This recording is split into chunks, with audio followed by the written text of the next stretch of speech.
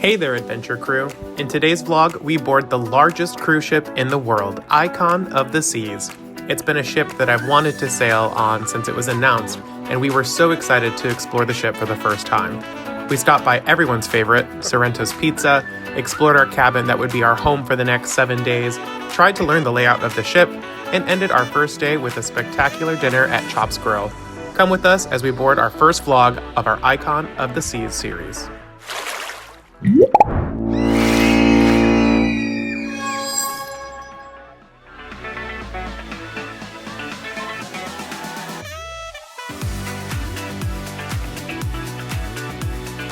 Hello, and welcome to another video here on Cruise and Coasters. I'm Jeff. I'm Ryan. And we are in beautiful, sunny Miami, Florida today, just outside of Port Miami. Dale. For a very exciting reason. We are boarding Icon of the Seas! We are going on Icon of the Seas today. I've been wanting to go on this ship literally since it was announced, and I cannot believe that we are actually setting foot on this ship today. Today's July 26th, which means it's also my birthday. This guy! Very exciting. What a way to kick off year 34. I am so excited to get on Icon of the Seas. So yeah, we stayed at the Hilton Miami downtown last night with stunning views of Miami. Had a very relaxing drink at the pool, enjoyed some dinner at the restaurant, and then just kind of chilled out, watched some cruise vlogs to get some inspiration of what other people have been doing on Icon of the Seas, kind of like what you're probably doing right now. And now, we are getting ready to head to Port Miami for our 12 p.m. check-in time on Icon of the Seas. We have 7 cruise vlogs coming up. I hope you guys are super excited because we not only have this cruise series, but we have a second cruise series that will be coming up directly after this one. So we have 7 nights on Icon of the Seas. Cruise vlogs will be starting every Sunday, and then we will have our second 7 night, which I will reveal where we're heading to on the last day of Icon. So stay tuned for that information coming up soon. You'll be so excited. Oh, I'm so excited for that cruise too. Very different from the one we're doing today. And yeah, so 14 Sundays in a row will be cruise vlog Sundays. We'll do coaster content on Wednesdays. It's gonna be a crazy way to finish out the year on Cruise and Coasters, but I couldn't be more excited. Also, I really hope you guys like the new logo, the new animation. I figured after 2 years, it was time to freshen things up a little bit, do a little bit of a rebrand, new colors, new font, all that good stuff. So let me know what you guys think in the comments below. But without further ado, I think we need to get in the car and head to Port Miami so we can board Icon of the Seas. Happy birthday, babe! Let's go!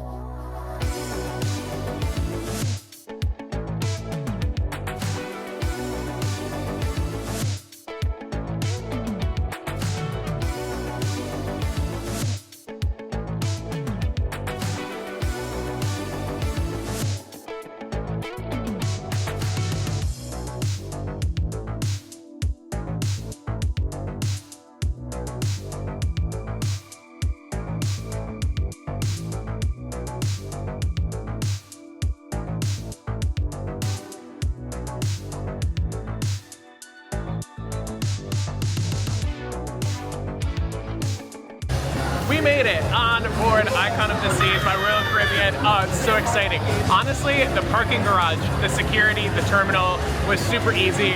I want to say that we were like, from the time we were parked until right now when we got on the ship, maybe 15 minutes max. It was absolutely so easy. It was a dream. I am so excited to finally be on the ship. So first step is we are gonna head to our muster station and check in for our security, like little screening, safety demonstration that we have to do. And then of course, run a cruise. We have to eat. We're hungry, we're starving, so we're gonna go find some food too. So let's go to our muster station. Yahoo!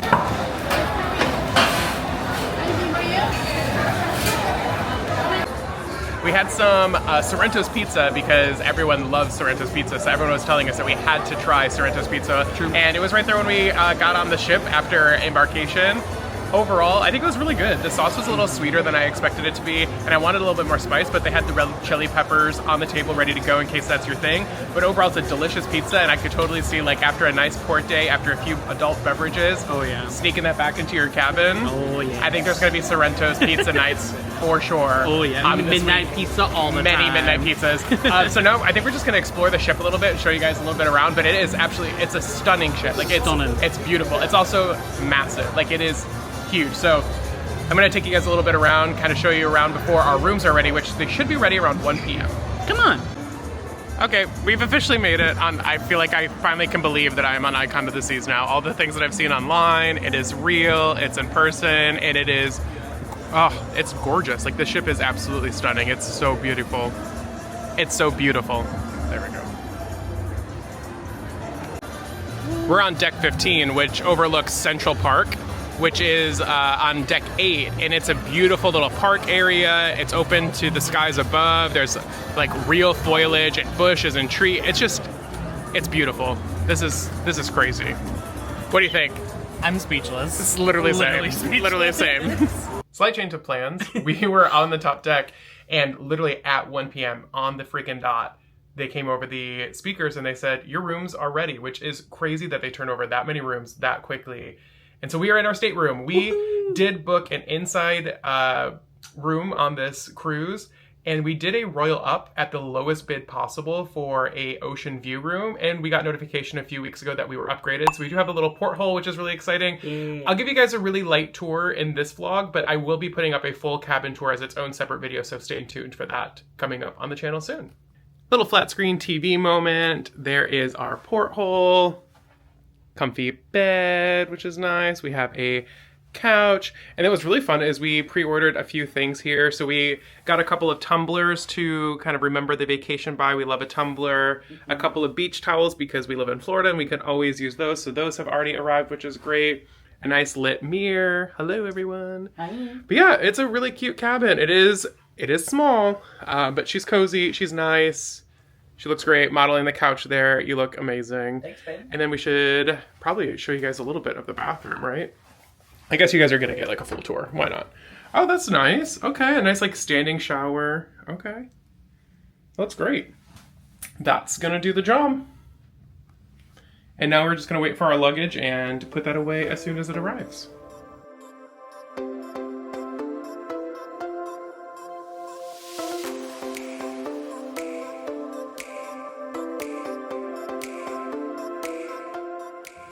One of the best feelings in the world is when you get unpacked and your cruise vacation has officially begun. So we have had ice cream, we've had a welcome drink, we've unpacked rather, and now it's time to go upstairs to the sail away party and start to sail away from Miami. I don't think that we've talked about the itinerary of this cruise so far. So tomorrow is going to be a day at sea where we rented a bed in the Hideaway, which is an adult only section. It was quite expensive, but I'm really excited to kind of show you guys like if we think it might be worth it. And then we're going to be going to Cozumel, Roatan, Honduras, which I've never been to before, Costa, Mexico, another day at sea, and then we also are going to Royal Caribbean's private island, perfect day at CocoCay. So we are going to do one vlog each day, so 7 vlogs coming your way soon. But for now, it's still embarkation day, so let's head up to the sail away party while we sail away from beautiful Miami, Florida. All right, after rearranging the room a little bit, we came out to the deck and this is the correct vibe. We did spring for the deluxe beverage package, so alcoholic beverages all week are included, and we visited the bar to redeem our soda cup. So this soda cup will work all week in the freestyle machines throughout the ship. So, time for a drink? Time for a drink. Let's do it.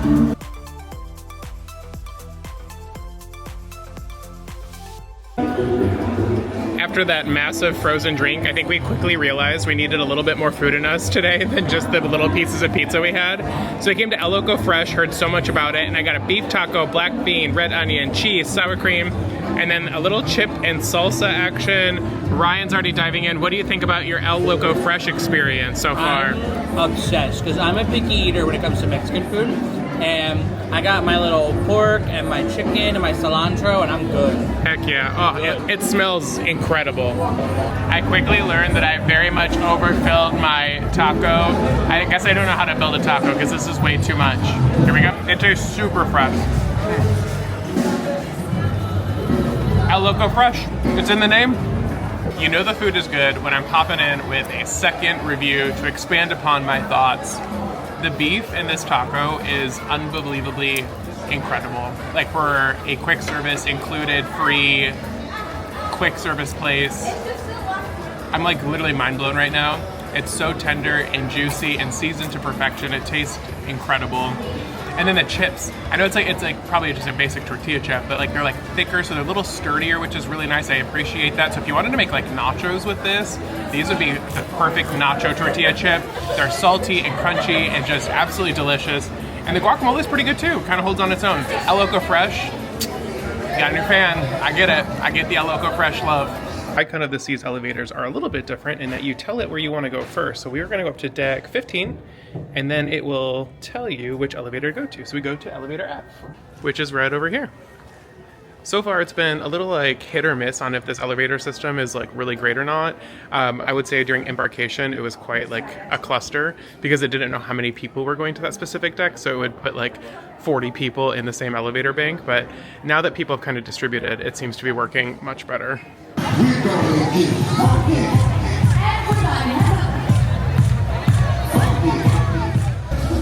We have officially started sailing away out of Miami. There in the background, I'm celebrating with a little blue wave, which is vodka, pineapple juice, blue curacao, and club soda. And oh my gosh, it is delicious and the best way to say goodbye to Miami.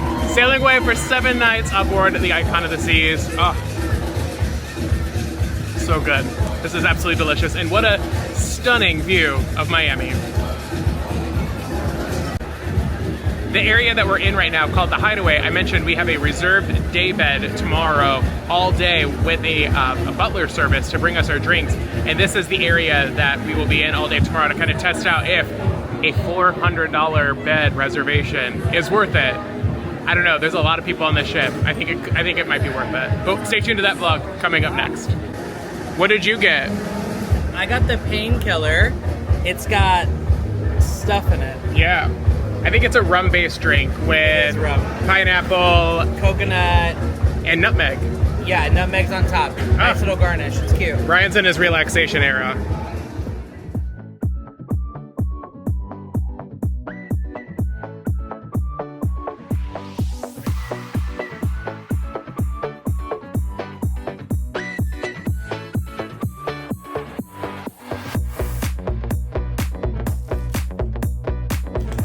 We came back inside for a little bit of air conditioning because oh my gosh, it is so hot today.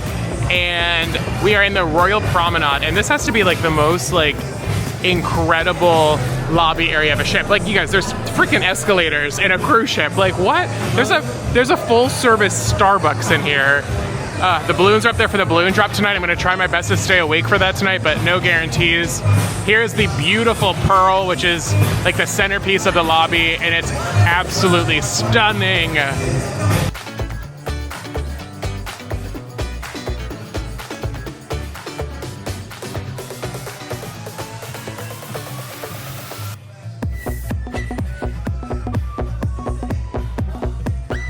Like, are you kidding? Oh. Feeling yourself, get it? One of the areas we were most excited about was Central Park, which I kind of showed you guys from the upper level earlier today. We have dinner at Chop's Grille tonight, so we're gonna take you along to Chop's Grille, but I figure I'd show you a little bit about Central Park and all of the live foliage, which is really nice. Oh yeah, Chop's Grille is literally right here. But maybe we'll do like a quick little stroll. This is nice. Like the plant walls, this is beautiful. What a vibe. And then this goes down into the Royal Promenade, so that's how it gets all that light. That's so cool. That's the skylight to the Royal Promenade. That's really nice. That's Izumi. We're gonna have dinner there later this cruise.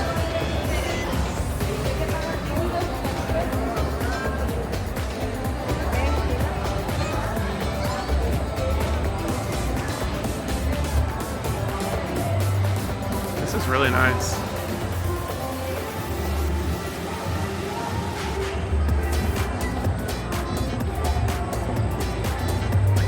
Looks like they're setting up for like a keyboard player to come out. That's really nice. There's a lot of entertainment on the ship too. There's a lot of live music happening, which is nice. DJ was at the pool earlier today. That was a good vibe. Wow, this is just absolutely beautiful. Is that like a coffee area maybe? Park Cafe looks like a nice like little coffee. Oh yeah, breakfast and coffee, that's really nice.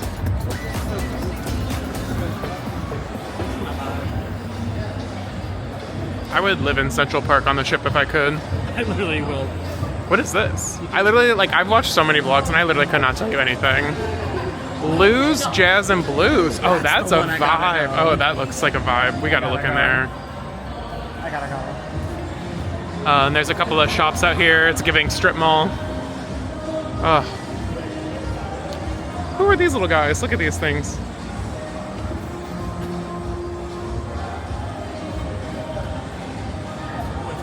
Wait, do you hear the crickets? Yeah. Is that fake or is it real? I don't know. If you guys know, the cricket, they have like crickets. The plant life is real. The plant life is real. I bet you the crickets are fake. That's such a cool touch though. I didn't even... It's audio. It's audio. That's so cool though. Wow. Okay, yeah, Central Park, you're a win. And then like up there is just like more of the ship and it's just open to the... This is so cool. Like I cannot believe I'm on a cruise ship right now. It doesn't even feel like it. All right, should I go to Chop's Grill? Yeah. Let's go. Let's do it. Before we go into Chop's Grill, they do have these veranda rooms that instead of opening up to the ocean, you can actually have a room that opens up into the Central Park area. So these are cabins that people are staying in for the cruise. That's pretty cool. All right, anyway, Chop's Grill. Let's go have a steak dinner.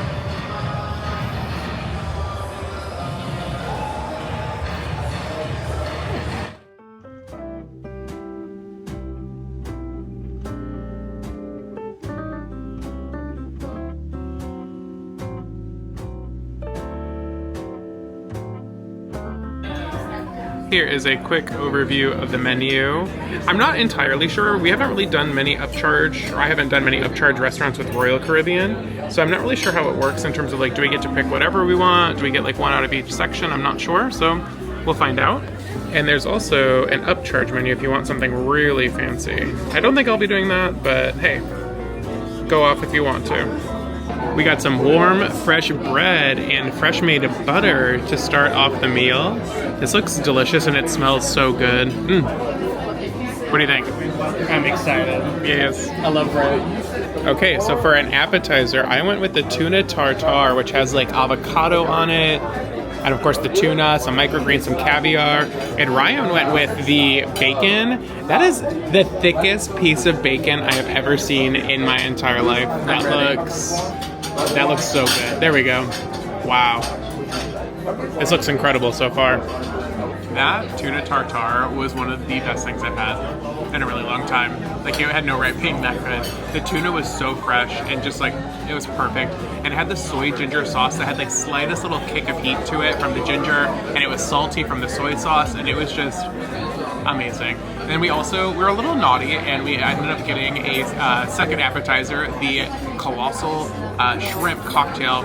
And it was shrimp cocktail. It was enjoyable. I enjoyed it. Had a remoulade, I think is what he said, and then also a cocktail sauce. Yeah, it was good. No complaints there. But the tuna tartare, I'll take one of those to go, because that was amazing. So I went with the filet, there she is, medium rare, and they made us cut it, and it is cooked to absolute perfection. It came with a peppercorn sauce. And then the sides are family style, and we went with the macaroni and cheese, truffle fries, mushrooms, cream spinach, and then Ryan went with a 16-ounce bone-in ribeye. Oh my god, that looks insane. My poor stomach. I'm already full. I'm literally already full. All right, let's go. Let's go in. Let's go in, baby. I had pretty high expectations for Chop's Grill, to be honest, especially with the price point after paying so much for the cruise. And honestly, I'm kind of blown away. It's exceeded all expectations for me. That filet was probably one of the best steaks I've ever had. The truffle fries were so good. The cream spinach and the mushrooms were probably the highlight for me. Like, they had no right being that good. I will just take a bowl of both of those back to my room and munch on that all night long. It was phenomenal, like literally a 10 out of 10. And our server has been absolutely incredible, super attentive, just one of the best dining experiences I've had at sea. Like, it's just been absolutely phenomenal. Ryan, what do you think about your Chop's Grill experience? Ooh. So I love steak, so I am a big fan of going to steakhouses, and I agree with Jeff. My ribeye was delightful. It like basically melted in my mouth every time I took a bite. I put the mushrooms on top to give it like a little extra fun, and it was so good. I tried the spinach. It wasn't for me, but I don't like spinach, so that makes sense. But you did try the mac and cheese. I did try the mac and cheese, and I didn't hate it. There you go. And for people that know me, I don't do pasta. That's a groundbreaking thing for this vlog. We'll discuss that later. We will discuss it later because it's a big mac drop. But the mac and cheese was actually really good. The truffle fries were amazing. Some of the best truffle fries I've had in a long time. So good. And the wine I paired was delicioso. There you go. There's Chops Grill review. Dessert coming. I don't know where we're going to put it. It's somewhere in here. But it's coming soon. I don't know where.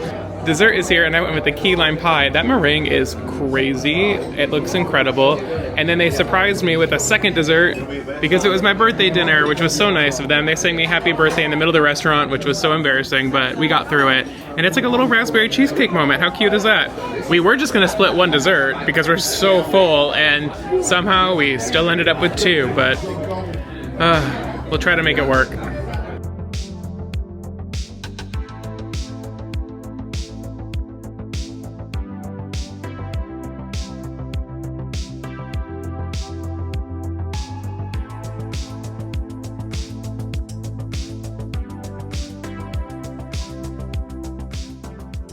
After dinner, we spent some time exploring Icon of the Seas, the ship, Central Park. The whole ship is just absolutely beautiful, but it's huge. I mean, it's massive. Overwhelming. It is awesome. It is kind of overwhelming, and there's like a lot of dead ends, and we were just trying to get like the lay of the land, try to learn the ship a little bit, so that way this week we could be a little bit more efficient with our time because we were definitely getting stuck in a lot of areas. And then after that, we decided to come back to the cabin, rest and relax, since today has been a really long embarkation day.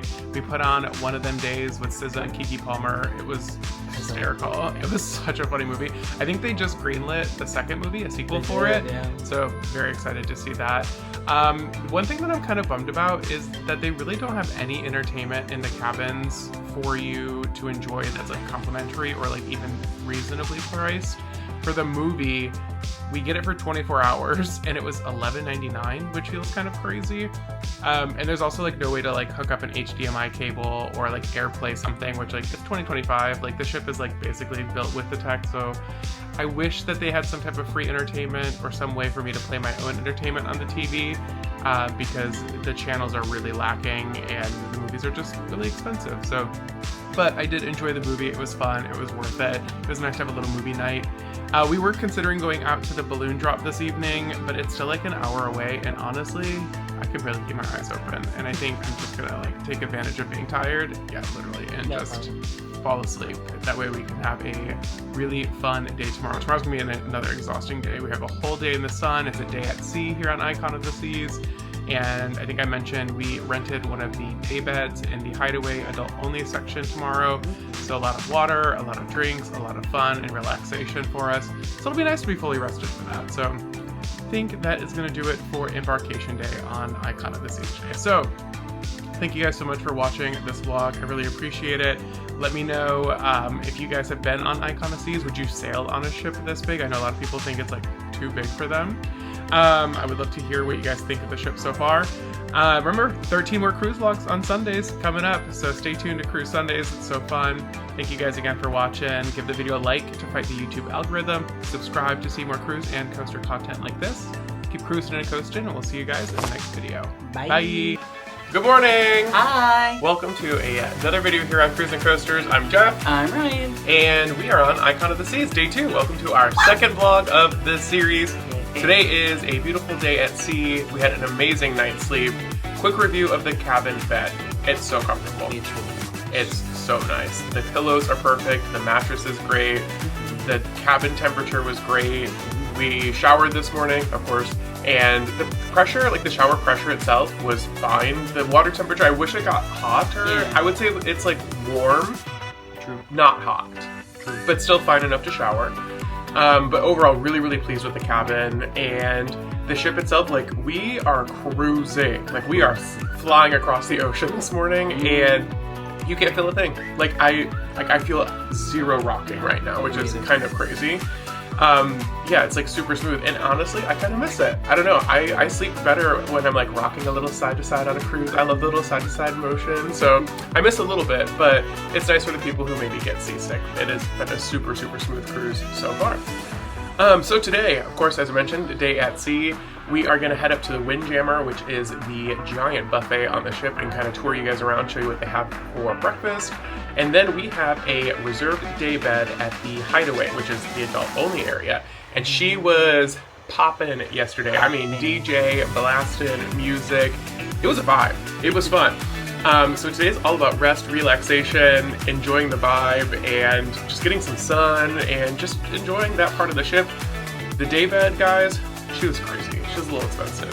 I think we paid, was it $399? It was like something like $300 to $400 for a reserved bed. We get that all day with a dedicated butler service that's going to bring us our drinks for us all day. There's a pool over there. We're going to explore some of the pools, maybe do some of the water slides. Ooh, that kind of sounds fun. It's been super hot the last couple of days, so yeah, we're going to enjoy the water, enjoy the relaxation. So let's head up to the Windjammer, get some breakfast, and fuel for the day. Let's jam. Let's go. Let's jam. Let's go. I showed you guys how the elevators work yesterday in yesterday's vlog, but to give you an idea, this is the elevator bank. There's actually 12 elevators on the forward side and then 12 on the aft side, which is great. And we're heading to the Windjammer, which is going to be, looks like deck 15. So, looks like Ryan already pushed the little button. Where did it tell us to go? E? All right, and then it just lights. Let's eat. Let's eat. Haha. E for eat. And then it lights up, kind of lets you know where to go. And then it'll flash like once it's here and it's ready for you to get on. And I will correct myself from yesterday. Yesterday was like crazy during embarkation. And it was really hard to get an elevator. And it's Sunday. And now that people kind of dispersed, it is much easier to get an elevator. I really love this system. And you don't have to press any buttons. It just tells you. Oh yeah, and it does. Tells you exactly where your elevator's going. Yeah, it tells you exactly where you're going, which is really cool. And that's what we're doing today. Heck yeah. Woohoo! I think our reserve bed is this little section right here in the front. Right now it's just before 9 a.m. and there's a ton of seating still available all over the ship. So I don't think you'll have any worries about getting something. If you are getting up and early, you're totally fine. And I really love on all of the chairs, they have these little signs that say, no reserving. This chair is rated E for everyone. No reserving of deck chairs. And they have that on all of them. That's nice. Tons of seating still available. I think that was like one of our big worries was, are we gonna be able to find someplace to sit on a sea day when there's, 8,000 guests on the ship? But I don't think there's gonna be much of a problem.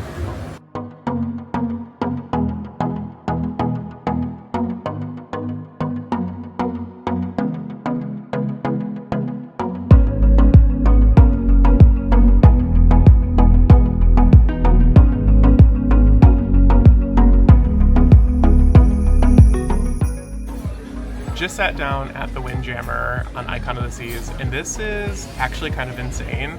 There are so many different hot buffet areas, cold buffet areas. There's the bakery. Like, I could go on and tell you everything that they have here, and it would just take an hour to tell you everything. Like, there's literally something for everyone. Also, on the other Windjammer that I've been on for Quantum of the Seas, it was impossible to find seating basically any time of day, and it was so easy to find a place to sit. The crew are insane in like the best way possible, that we had like 4 people come up to us and ask us like, do we want a drink, any refills, do we want a coffee, anything that they could get for us while we were sitting down. Literally some of the best crew I think I've ever had on a cruise ship so far. It's just been incredible. And the food selection is just crazy. They had like eggs, sausage, croissants. They had scrambled eggs with shrimp in it, which is crazy, but I kind of want to try it because that actually sounds kind of good in a weird way. And just like overall, like Windjammer is crazy. Like there's so much food. I'm like overwhelmed. I don't even know how to describe it. There's just so much food here for everyone. So time to dive in and show you what we got. I went with a little Eggs Benedict, which is like my favorite breakfast food, hash brown, some corned beef, and then I found like, I think it's a raspberry pastry is kind of what it looks like. And then Ryan went for a donut, some scrambled eggs, bacon, some ham, oh wow, some salmon back there, some sausage. I do have strawberry kiwi juice. Okay. And one of the attendants brought me apple juice when I told her I was craving some apple juice. Oh, I love that. And then I got some fresh squeezed orange juice for me. Oh, dive in. breakfast was really good. I mean, it is a buffet, so take that for what you will, but I think it has been like one of the better cruise buffets I've ever been on in terms of like quality food, all that good stuff. Funny thing to note is we just had one of the servers come over and chat with us for a little bit, and she said, "How did you enjoy your extra hour of sleep last night?" I said, "Huh?" I said, "What time is it?" And she said, "It's 8:15 a.m. and my phone says 9:15 a.m. We went back an hour last night. We had no freaking clue that happened, so that is why it was a little more dead on the ship, because we thought it was like 8:45 in the morning, and it was really like 7:45. So don't be an amateur like us. Pay attention to what time it is, and if your time zones are gonna flip back and forth, because we had absolutely no clue. Which is great news though, because our check-in for the Hideaway bed is at 9 a.m., which means we'll be able to check in and get the bed, hopefully, that we really want. So anyway, we're gonna finish up breakfast and head over to the Hideaway and get our bed and enjoy the rest of the morning. All right, after breakfast, we're heading to the Hideaway, and I believe the best way to get to the Hideaway is through Thrill Island. Thrill Island is their massive water park on the ship, which has 6 water slides, including 2 slides that are like family raft rides, like this one that goes over the edge of the ship. Oh, it's crazy. I don't think the scale of the ship will like never cease to impress me. Like, it's just absolutely massive. And it's also so cohesive and beautiful and well done. I love the colors so much, the theme, the music, everything is just so well done. And then I believe the Hideaway is just back here somewhere. Literally hidden away.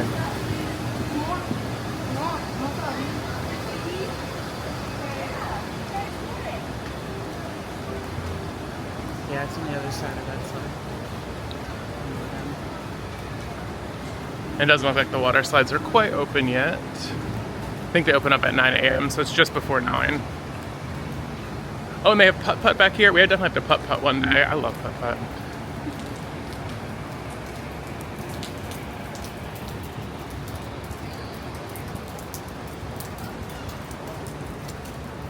That's beautiful. Up at the Thrill Water Park, they have a drop slide here, this orange one. Those are terrifying, but I'm gonna try to conquer my fear and get that taken care of today, I think. You gonna do it, Ryan? Yeah, I think so. Yeah, I think I'm gonna do it. I was hesitant, but I think I'm gonna just do all 6. And Yeah. say, let's do it. Why not? On this ship for 7 days. Yeah, exactly. So let's do it. So fun fact, so this is the Hideaway. It does open, I think, at 9, so we're a little early. And they had an option to do like the beds in the water, like in the pool, to reserve them for like an extra $200, which is crazy. And I just kind of thought that was a little awkward, so I didn't want to do that. And I'm glad we didn't, because we saw yesterday they were like putting like people that didn't have the beds reserved were putting drinks on other people's beds. I don't know, that's just kind of weird. I didn't love that. So we went with the beds that are over here off to the side. So we have like a little reserved area with a perfect view and really good access to the water park and to the pools back here. Plus it's adults only, which is really nice, so.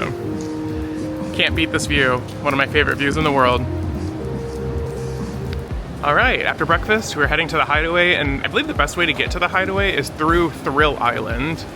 Thrill Island is their massive water park on the ship, which has 6 water slides, including 2 slides that are like family raft rides, like this one that goes over the edge of the ship. Oh, it's crazy. I don't think the scale of the ship will like never cease to impress me. Like, it's just absolutely massive. And it's also so cohesive and beautiful and well done. I love the colors so much, the theme, the music, everything is just so well done. And then I believe the Hideaway is just back here somewhere. Literally hidden away.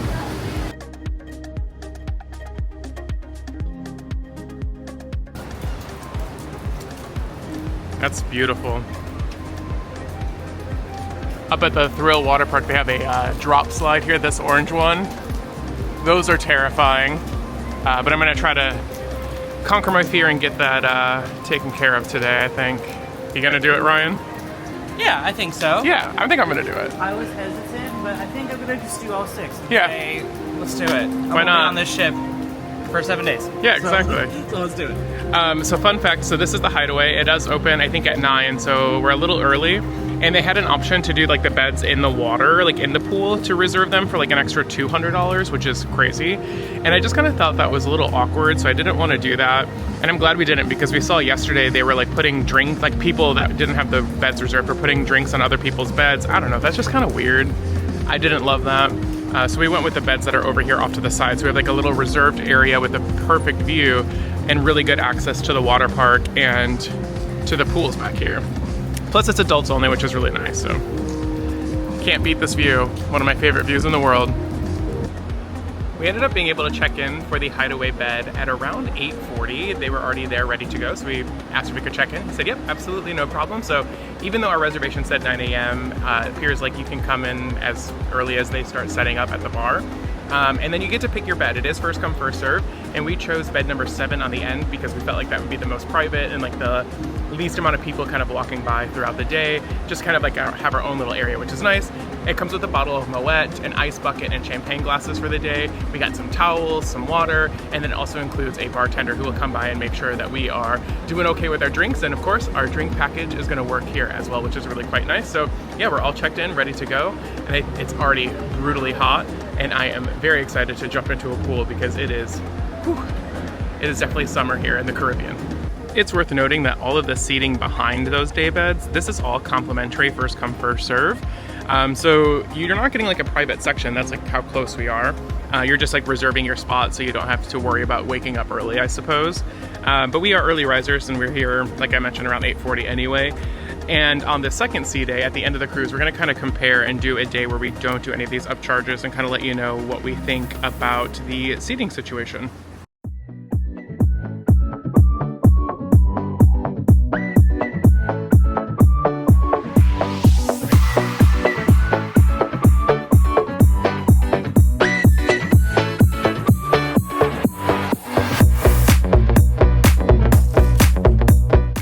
Has been one of the most relaxing mornings I think I've ever had on a cruise.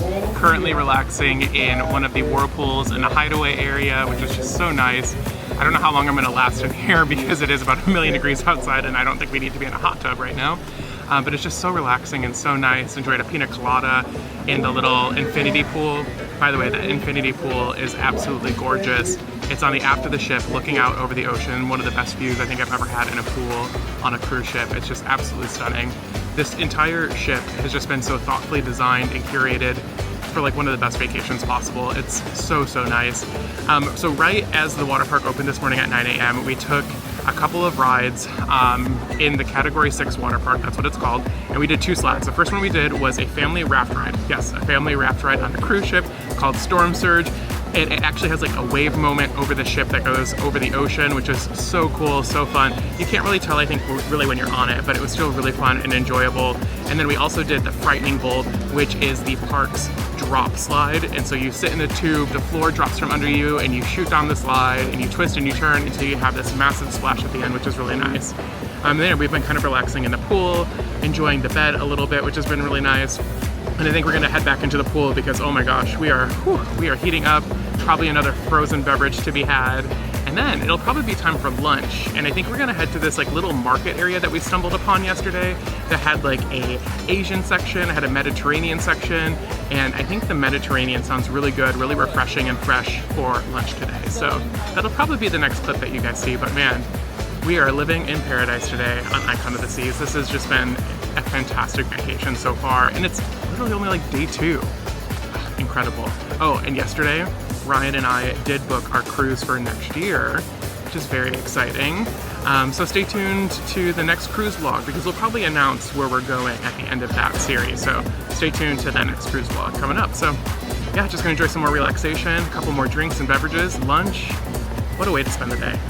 We came to the Aquadome market for lunch, and as mentioned, we went with a little Mediterranean. I got a bowl with herb rice, cucumber, red onion, tzatziki, falafel, and feta cheese, and I couldn't resist a little side of mac and cheese with broccoli and breadcrumbs. While Ryan went with the pita option, I think he went with chicken and beef, is that right? Chicken and pork, yep. Chicken and pork with tzatziki and some lettuce, and then a refreshing cucumber feta salad with some balsamic. This all looks so good, and it smells amazing. It looks super fresh. Very excited to dive in. I love the concept of this Aquadome market. It is so well done. Everything is like made in like small little plates, fresh batches, which is really nice. They have Ginger, which is a Chinese type of inspired restaurant where you can like pick your base, pick your protein. They have the Feta Mediterranean, which is what we had. And they have a Toast and Garden, which is a like sandwich and salad area, which is really nice. And then they have the Creme de la Crepe, which is where we got our crepe from, and they make it fresh right in front of you. Absolutely phenomenal. It reminds me a lot of the galley at Virgin Voyages, where they have like that kind of like quick bites, like grab and go style, but it's all made very fresh and like small plates. I really enjoy it, and I'm really glad that Royal adopted that on the ship. Overall, I give this an A+, and I think I'll be here a few more times during the cruise. What do you think of your Aquadome market experience? I'm obsessed with it. It's so good. It's so good. Like, oh, that's the destruction of the crepe. The creme de la crepe is gone. The crepe was creped. I think we need a drink and Probably. more pool time. Oh, you forgot to mention the mac and cheese bar. There's also a mac and cheese bar that has like, they had like pizza, mac and cheese, broccoli, which you guys saw. The mac and cheese review, it was kind of basic. It was definitely not as good as Chop's Grille, but it was still really good. Like if you have a kid, I'm sure they're gonna absolutely love it. And it's a good way to get your veggies in too with the broccoli one.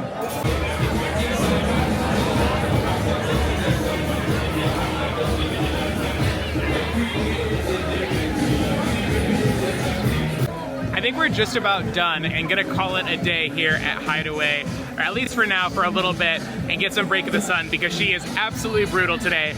Overall, my thoughts on the Hideaway is it's a really nice area. The music is super fun. However, if you're looking for a relaxing, adults-only location to enjoy a beverage and enjoy some peace and quiet, girls, this is not for you. The DJ is here. I mean, he's fantastic. It's a fantastic DJ. The music is incredible, but it is bumping, it is loud, the energy is crazy.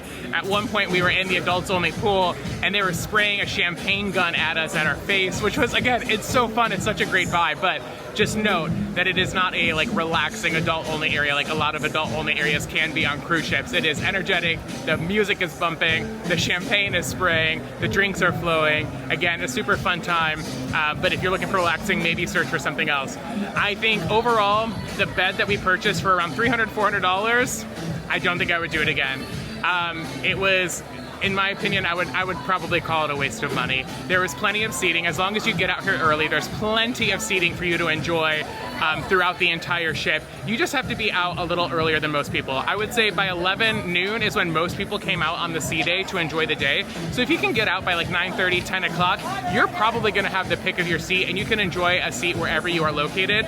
And the day beds that we did reserve, they didn't feel very exclusive because they're so close together with everybody else. Like the party next to us was literally inches away, and at times they had people sitting on our bed.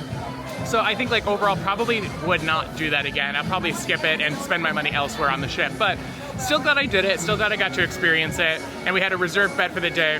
But I'm looking forward to the next sea day where we can kind of just go wherever we want. That's another thing, is because we spent so much money on the Hideaway, is I felt guilty kind of going anywhere else in the ship. And I'm kind of looking forward to a day where I haven't spent any money to reserve a location and I can just wander around the ship and kind of go wherever I want and avoid some of the crowds that way. So, like I mentioned, I think we're gonna call it a day here at Hideaway. It's hot, we need some AC, need some water. So I think we're gonna go freshen up in the room and then go explore some of the other ship while everyone else is enjoying the pools. A few moments later.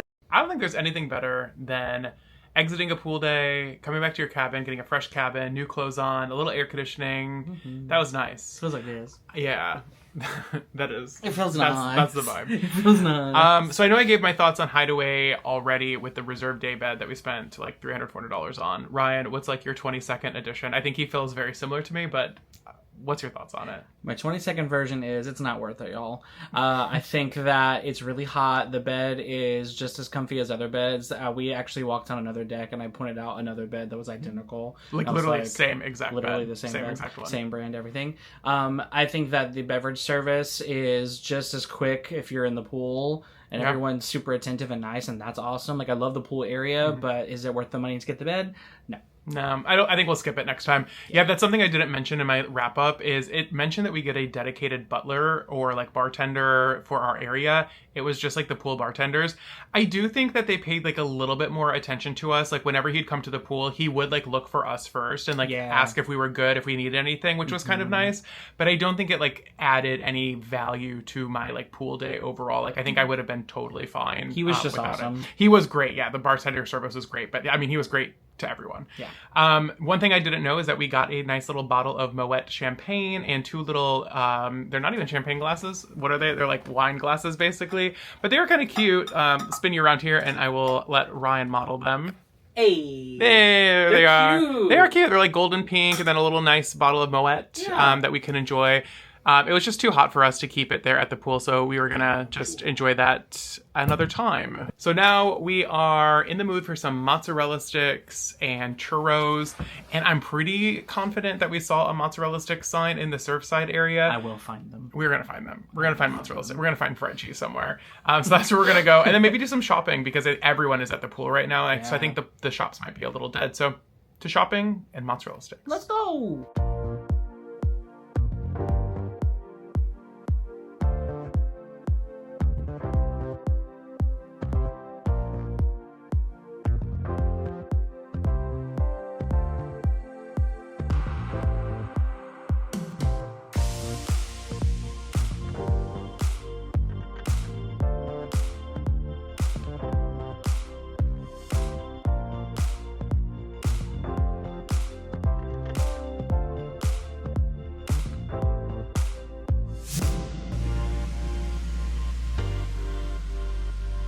No mozzarella sticks yet, but we did find a hot dog and some popcorn chicken, and that sounded really delicious at the Surfside Bites little restaurant. And then we came over to the Lemon Post, which has like mocktails and cocktails. So this is the mocktail menu here. And then if you flip it over, you can get a spiked beverage as well, which is kind of fun. I went for a not alcoholic beverage, so I went for the Blue Raspberry Ocean. Here. That's cute. It's like a little Capri Sun. Oh, it's better than I thought. I was worried it was gonna be like sickening sweet because it's like lemonade with literally just syrup and candy in it. But it's more refreshing than I thought it would be. Oh, good. I don't hate it. What did you get? You got the... I got the Pink Mermaid. Pink Mermaid. Okay, try it. Give it a shot. Oh, I agree. Yeah, it's Very more refreshing. Yeah. Not as sweet as I thought it would be. Yeah, it's good. I give it a win. nice. After a little intermission in our sea day, that's what we're calling nap time today. It's a little intermission. We took like a nice like 30-45 minute nap in the cabin, and it was perfect. It was exactly what my body needed. And then I woke up and I was like, you know what? I could use a little bit of caffeine. I have a drink package, which means I get to enjoy an espresso martini. So we came to Rye and Bean in the Aquadome, and we had a beautiful espresso martini, and we're gonna try it out now for the very first time.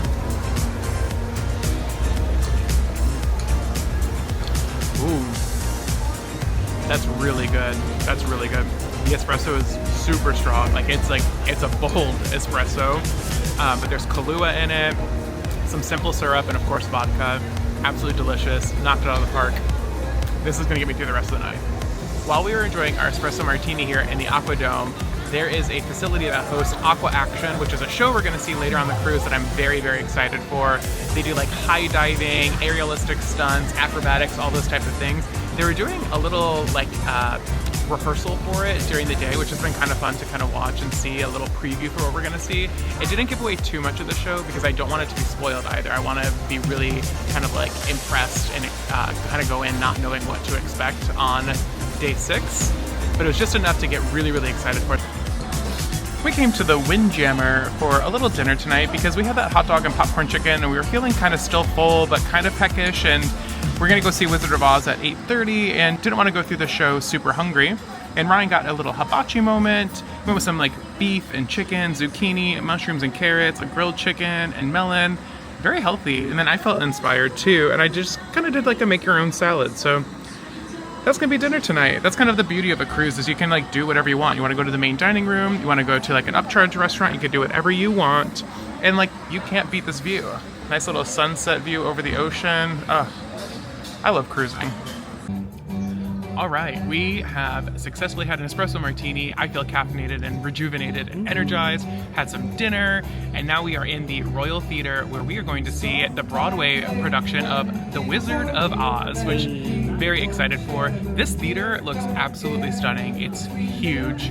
I'm obsessed with it already. The seating is super comfortable and accessible, which I really appreciate. And we did have a reserved time, but not a reserved seat. We showed up 45 minutes early, which seems really early because there's nobody really here. But honestly, not mad about it. With the plush seating, they're walking around and offering drinks, so we'll probably have a beverage, play a little Monopoly Go. That's right. And not sponsored. But if they want to sponsor me, if you're watching, emails in the description box. You can hit me up because I'm a Monopoly Go aficionado. So Same. Anyway.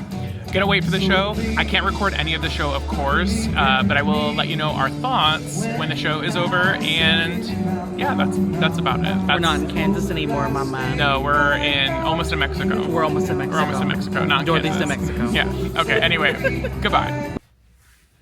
Back to the room after seeing The Wizard of Oz, and I am not the theater nerd. Ryan is, so I get to do my thoughts first on this one. Perfect. I loved it. That was literally almost speechless. That was one of the best shows I think I have ever seen on a ship. It was incredible from beginning to end. It was a phenomenal show. The one misstep I think they've taken is honestly just not marketing it that well on the ship.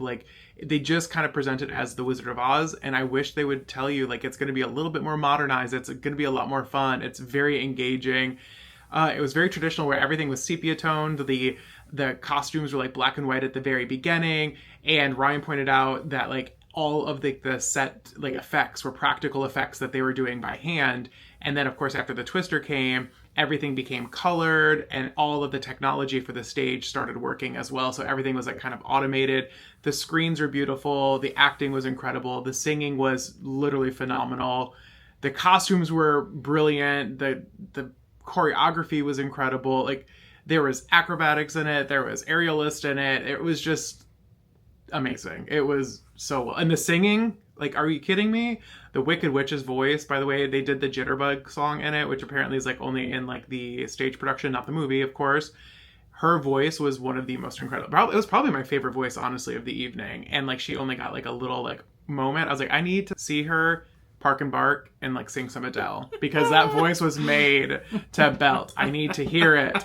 What did you think of Wizard of Oz? I really enjoyed it. I will be so honest. I did not go into seeing this production with the highest of hopes, but I'm leaving it. This is only my 4th cruise, y'all, and I would say the other cruises I've been on did not have this caliber of entertainment, and that includes Disney. This was probably my favorite show I've seen on the seas as well. I think Jeff touched on it there too, that I love the integration of practical set pieces with modern technology when it comes to screens. And I think one of the biggest stars of the show was the lighting. Oh, lighting was crazy, phenomenal. And it was the whole theater too. It wasn't just the stage. The way that they incorporated the lighting throughout the entire theater was so cool. They used it so smartly, and I was thinking in my head the whole show I wonder if they're gonna do this, and then they just did it. And I was look at that, I love that. I think what Jeff was saying about the voices was completely correct. The Wicked Witch, it's so sad that this show barely has her singing in it, and the Jitterbug sequence isn't always in it either, and so you never get to hear the Wicked Witch sing. But oh my gosh, she killed it. I want to see if the cast do another show or something, if they perform elsewhere, because I would love to see if they use her voice she has to sing somewhere else. They very well might. She might be in any of the contracted groups on the ship, right? I thought Dorothy was phenomenal. I think that the Scarecrow and Tin Man were some of the shining stars, and honestly, one of my favorite things was the ensemble. They were amazing, and the choreography that they were doing, they were doing very modern pop R&B choreography to Wizard of Oz songs, but yet they were integrating Fosse, and they were integrating so cool. voguing, and it was so modern, but also takes it to the 20s and 30s, and I was this is so fun. It was so cool. It was really nice that they paid homage to the original while also making it modern, which is really cool. So it was one of those shows that if they were showing it again on the ship, which we might take a look to see if they are, we might go see it again because it was so cool. Overall thoughts of the first sea day on Icon of the Seas, an amazing day. Again, I'm not doing the Hideaway bit again. We're not doing that. That was so silly. We're not doing that again. But overall, an amazing day. And like starting to get our bearings with the ship too. Yeah. Like yesterday was a little overwhelming and I was like, man, I don't think I'm ever going to learn the ship. Today I've realized it's possible. I feel like I'm starting to understand where everything is and the layout of the ship, which is nice. I think we're surprising ourselves on how much we remember. I'm like, oh yeah, this is like behind here and this is there. But it is a lot, y'all. Yeah. It is a lot to It's a huge remember. ship. It's massive. Overall, an amazing day, amazing food, amazing crew. Like, I don't think I really have any complaints other than I spent way too much money on a bed. Amazing like, that company. Oh, there it is. So thank you guys so much for watching. I think we're going to wrap it up. Maybe grab a slice of pizza from Sorrento's and bring it back to the room and maybe watch some TV before bed. Thank you guys so much for watching the vlog. I really do appreciate it. If you guys want to watch other content like this, make sure you hit that subscribe button below. Hit like to fight the YouTube algorithm. Keep cruising and coasting. And I'll see you guys in, where are we going? Oh, Costa Maya. We'll see you guys in Costa Maya. Bye.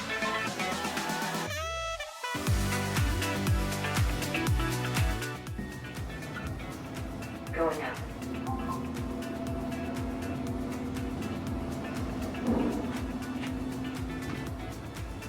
Good morning and welcome to our third vlog here on Icon of the Seas, where today we are docked in Costa Maya, Mexico, and we are up early for our excursion where we are doing a salsa experience and a Mexican beach break. What that means is we are going to make some fresh salsa and guacamole, enjoy some margaritas and tacos, and then they're going to take us to a little exclusive beach area where we're going to enjoy some beach time. It's about a 3.5-4 hour long excursion. And before we go, we're going to fuel up on some Windjammer food. We love the breakfast so much that we came back today. I'll show you what I got here in just a second.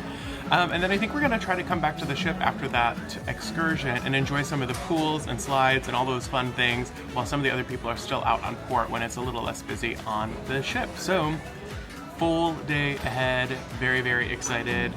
Ryan, are you excited for our excursion today? Hi. Yes, I am. I am ready for some Mexican salsa making, some Mexican salsa dancing. You didn't mention the dancing. I thought I did. Oh, did I not? We're going to be learning how to do salsa as well. So it's a salsa combo. You're going to create our own salsa. It's going to be really delicious. And then we're going to take salsa in a new twist and learn how to dance the salsa. Yes. And it's going to be so fun. I cannot wait. Yay. And we got tons of food. So I went very classic eggs Benedict, hash brown, chicken sausage, and I got a little strawberry parfait. And then, what did you get? Some like French toast? I got some French toast, some sausage, chocolate donut, some melon, and some cantaloupe, and some ham. Like a hunk of ham. That's that is a hunk that was of the last ham. There. Okay, well, there we go. All right, time to eat up and get ready for our excursion. Let's go. Bye. We're all checked in for our Mexican salsa and beach break experience here in Costa Maya, and it was so seamless. We met at the Royal Theater at 8 a.m. They told us exactly where to go. We put our little sticker on, and then we were directed exactly off the ship, which was super seamless and easy. And then we came to our little zone area. The person was waiting for us, and now we're just kind of waiting to go. But overall, 10 out of 10 for organization. It's been like super easy and seamless. Agreed. Yeah. Super excited. Can't wait. We're on the bus to go make some salsa, have some salsa dancing, go to the beach. I can't get over how organized it is. Like everything, that's gonna be like the keyword of the day. Organized. Jinx. It's been so nice, so smooth, so easy, and our tour guide is so friendly and so nice. Like, it's great. She's a doll. It's great. It's great. Now I'm gonna introduce you the most important person on the bus. Do you know who is it? The driver. Who said you? Aww. You're my best friend, but he's the driver. Can everybody say, "Hola, Randy"? Hola, Randy. Stand up, they cannot see you. Stay there. My name is Jimena. I am the chef. So now guys, we are going to the location which is Blue Cay. Blue is as a color in English and Cay means fish, which is another Mayan word. So we are going through this town. You're gonna see most of this place.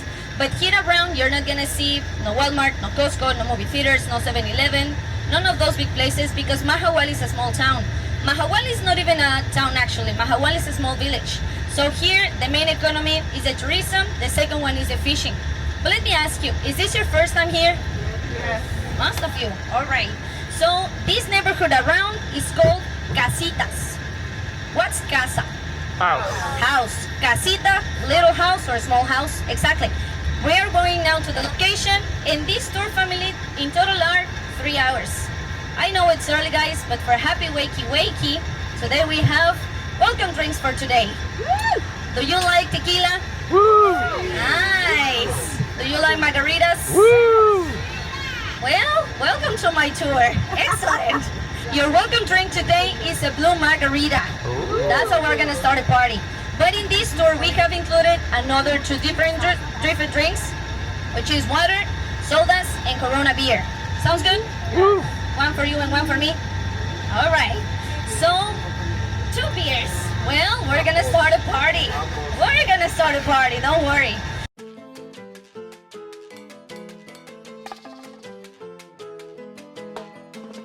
You're gonna repeat after me. Let's say, arriba. Arriba! Abajo. Abajo! Al centro. Al centro! Sexy movimiento. Sexy movimiento. Adentro. Adentro. Cheers. Cheers!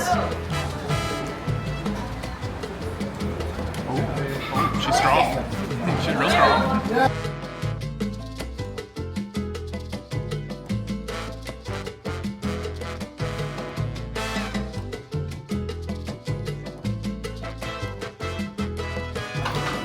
You're a good little masher. Yeah. Mashy mashy before yummy yummy. That's crazy.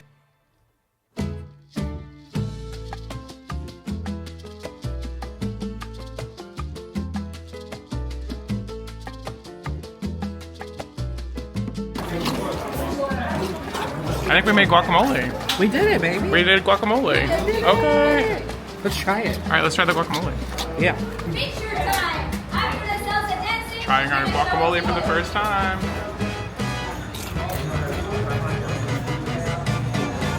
Needs a little salt. A little more salt. Round 2 taste test. Let's see if this is a little better. That's the move. There's a good kick to it. That's good. That's really good. It's so fresh tasting. 10 out of 10. Oh, yeah.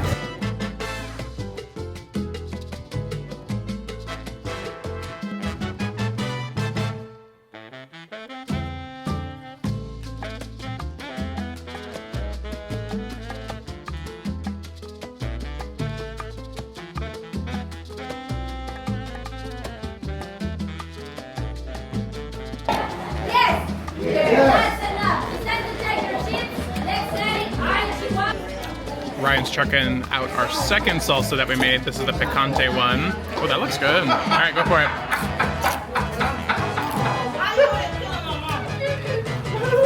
It's good, right? Yeah. It has a good heat to it. Yep, it's tasty. Oh, he's salsa dancing already. We're putting tequila and beer in it. Oh, that's it. And then you just drink it. I drink the rest. Yep, go for it. Woo. Now Jeff is mashing. I don't think he liked my mashing skills. You were excellent. But I got to take a shot though and he didn't, so I win. I think we're doing a good job. Mash it up, babe. Mashing. As a review, we have already made our spicy salsa, our amazing guacamole. That's our discards. And now we're making our final salsa. Drunken salsa. It's a drunken salsa. Very fitting for someone with a drink package. Okay, I guess that's it. That's what I did. That looks great. Okay. Look how colorful that is, guys. How does it smell, babe? Like salsa and tequila. Perfect. Yeah.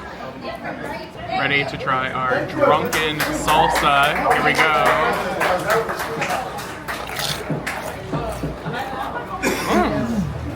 Sweet. It is sweet. It's way more pleasant than I thought it would be with the tequila and beer note. Mm-hmm. Oh. That's actually fantastic. That's really good. This has been so much fun so far. 10 out of 10. It's very important to breathe in and out, family. Has a good smell to it. Do not swish it around. Don't let nobody tell you with tequila you need to swish it. It's too strong. It's 40%, that's 80 proof.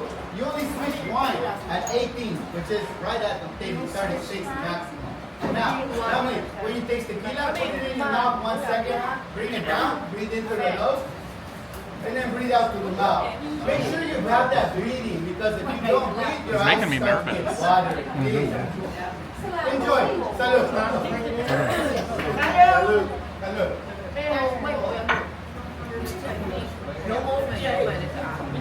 Sounds great. That's really nice. It's so nice. That's really, it's like actually quite sweet. I love that taste.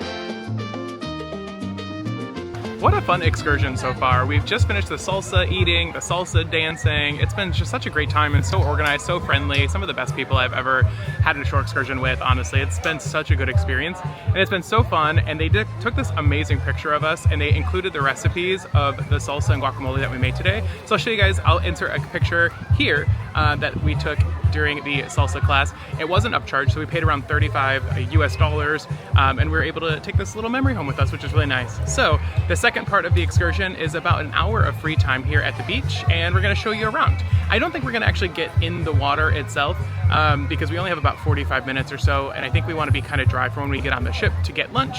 But we are gonna walk around the beach, kind of explore, see what they have to offer, and I'll take you guys along with us. This is a look of the beach area that you have access to on the excursion. And we did get a notice, by the way, when we got to our cabin on Icon of the Seas, that Costa Maya is experiencing a lot of this like seaweed that you can see here. And there's definitely a strong odor in the air from the seaweed. And they mentioned that some people are quite sensitive to it and can actually develop rashes. So they were going to allow us to cancel the excursion with no penalty, which is really kind of them. But we decided to go through it anyway, and I'm really glad that we did. Plenty of people are still getting in the water, and it's still a great view. So I don't think we're going to get in, but still a really beautiful view of the ocean today. And you can see Icon of the Seas back there at port. It's an absolute gorgeous day here. We did put our feet in the ocean and the water is ridiculously warm. It's really nice. It makes me wish it was really clear because I would love to go swimming in it today. But it's just not in the cards. That's about as far as I'm going.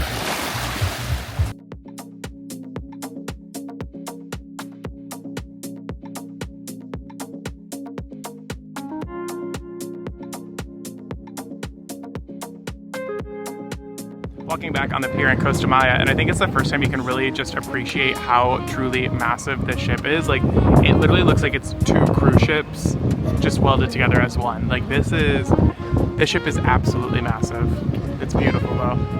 You can see the Hideaway. That's where we were yesterday, hanging out up there in the adult only area. That's where we were, way up there. Now it's time to go get some lunch and enjoy the pool. Let's go.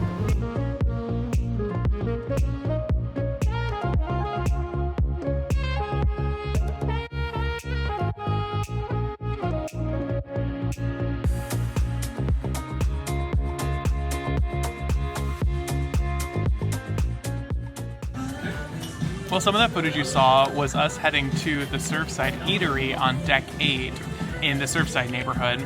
We peeked in because it looked like a little buffet area, and there was some interesting options like dinosaur and animal-shaped chicken nuggets, french fries, some salmon.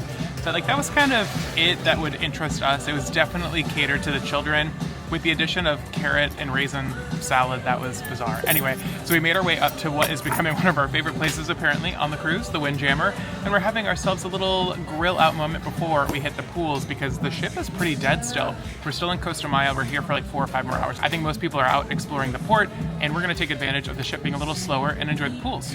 For now, we went with, like I mentioned, a little grilled lunch. So I had a hot dog, chicken fingers, french fries. Ryan went with the same, but with a cheeseburger in there too. Looks tasty. We're at Swim and Tonic, which is Icon of the Seas, adult-only swim-up bar. Yes, we are in a pool right now on a stool at the bar, and they feature a bunch of gin-based drinks. And I got the Strawberry Delight, I think is what it was called. What is it? Strawberry Sunset. Strawberry Sunset, and it's absolutely delicious. It's a delight. It is a delight. It's so good, and it's massive. This thing is huge. And you got the purple tide. The purple tide. Is it better now that you've mixed it around a little bit? A little bit, yeah. It's like heavy on the gin. Yeah. I liked it. It was just like, gin. But I love how pretty it is. The purple hue is like really aesthetic. God, super cute. This is a great vibe, and I love that it's adult only. Swim up bar in the pool, and just enjoy a little cocktail on the port. I'm vibing. This is great. 10 out of 10. I mentioned that we are in Costa Maya, Mexico, and if you look, I think it's just right over here, maybe. That is a old water park that closed down during COVID in 2020 here in Costa Maya. And Royal Caribbean just announced, I think it was like a month or so ago, it wasn't that long ago at all, that they are building a second Perfect Day here in Mexico, and this is the location where they're going to be building it. You can see there's a ton of land, and from all of the conversations we were having with all of the guides this morning on our excursion, they are all very excited about this development and think it's going to bring a lot of economic opportunity to the area. So very excited to see how Perfect Day Mexico will eventually shape up. It looks absolutely stunning and like they're absolutely gonna kill it. So we will definitely have to come back to Costa Maya. I think it's supposed to open in 2027 and check out the new Perfect Day area. I am all about another included, I don't wanna call it a private island, but a private area where all my food and drink will be included. That will be absolutely incredible.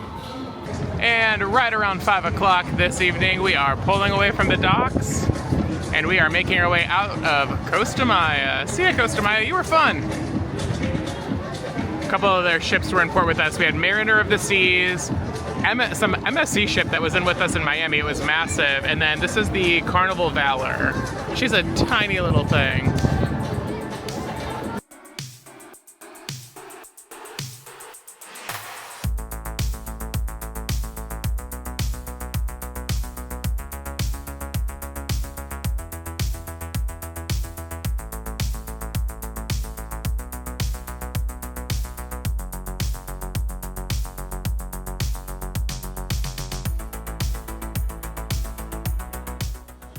Now that we're sailing away and we are back at sea, we have about an hour until dinner, and we saw there was a House of Mouse trivia, which is, I guess, their way of saying Disney trivia without getting sued. So that's where we are. We're at the Spotlight Karaoke area. We're gonna do a little Disney trivia, or House of Mouse if you want to be correct, on Royal Caribbean.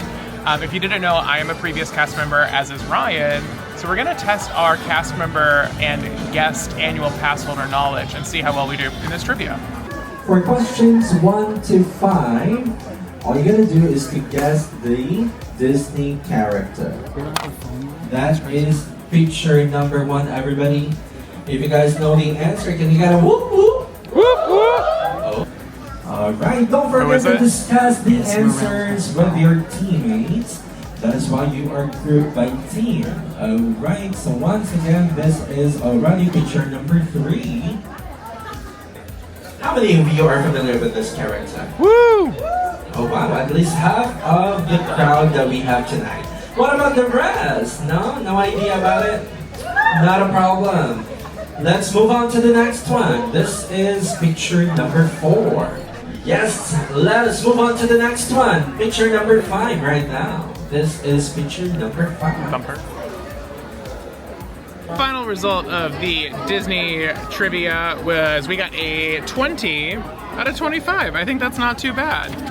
Also, I need to know in the comments, did you know the real name of the caterpillar in Alice in Wonderland is Absalom?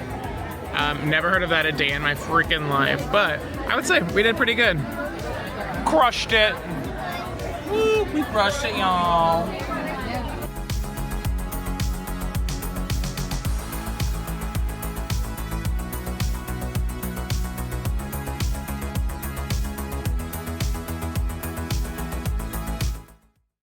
Dinner tonight is at Izumi, and we are doing the Habachi, which I'm very excited for. A little quick view of the menu, and then a quick view of the setup. Here we go. I guess it's starting.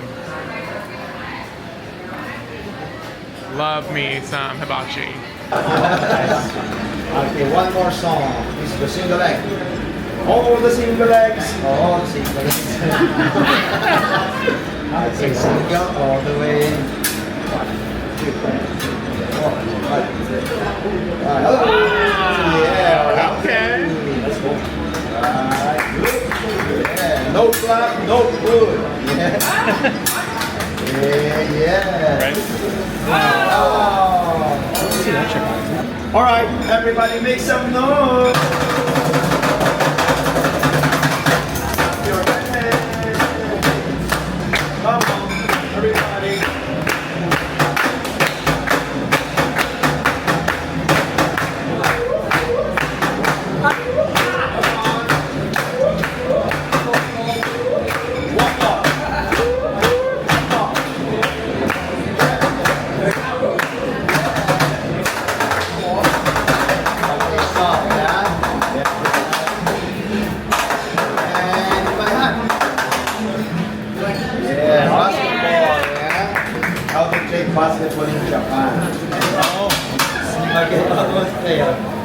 Come on, Anna.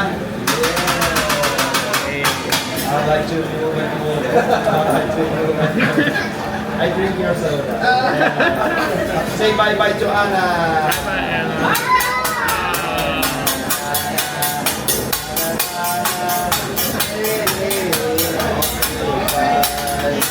Water. Japanese water from CocoCay. Yes, sir. From the kiddie pool. Oh, so far it's been so much fun, and we got our grilled vegetables, our fried rice. Very excited to dive in. And Ryan, you're even gonna try the rice today, aren't you? Oh, he's gonna try it. I went with the chicken option, and this has to be one of the most tender, juicy, fresh-tasting pieces of chicken I've ever had in my entire life. It is so freaking good. And then Ryan went with the steak and chicken, and it was also equally as delicious. Overall, a huge win here at Izumi. And for dessert, Ryan and I both did the same thing. We went with the mochi, and it came with a green tea, a mango, and a strawberry mochi option to cap off the meal. I don't know where this is gonna go because I think we're both pretty stuffed, but we're gonna do our best. All right, we have left dinner, obviously. We are outside. We're actually in the Hideaway area right now because it's really quiet and it's just really nice, and we're just looking off the after the ship, kind of into the dark. It's really pretty. But I wanted to give you guys some thoughts that I had on the Izumi restaurant and see if Ryan agrees with me. Overall, I thought it was a great experience. The hibachi chef himself was one of the best hibachi chefs I think I've ever had. He was super engaging, really funny. He really took the time to like learn everybody at the table where they were from, and kind of like played into the jokes of those like different areas and different like cultures that those people were bringing in, which I really enjoyed.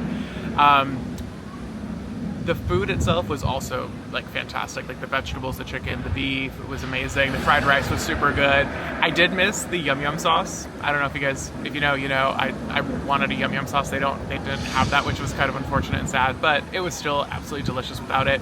And then my favorite part of the entire meal is probably the dessert. The mochi was absolutely to die for. Like, it was so freaking good. That mango mochi, I'm gonna be thinking about her for a really long time. But overall, the dinner itself was very long. Like, it was almost 2 hours from the time that we walked in until the time that we got our check, which is fine if that's like kind of what you're expecting. I didn't think we'd be there that long, and it's very overstimulating. Like, it's very loud. Like, it's basically like give a bunch of kids some pots and pans in a restaurant and let them go crazy for 2 hours. And that's what you're getting. And then clapping and singing, and just, there's just a lot happening. So I feel like mentally drained after that experience, but it was still really fun, really good. I like how fresh the food was. So overall, I think it was good. I think it was worth it. What did you think? I think it was really fun. It was, I think for me, it was like your typical hibachi experience. Sure. I think for the most part, I agree with Jeff that the chef himself was one of like probably like, I don't have a running list of top 5 hibachi chefs, but he's probably in the top 5.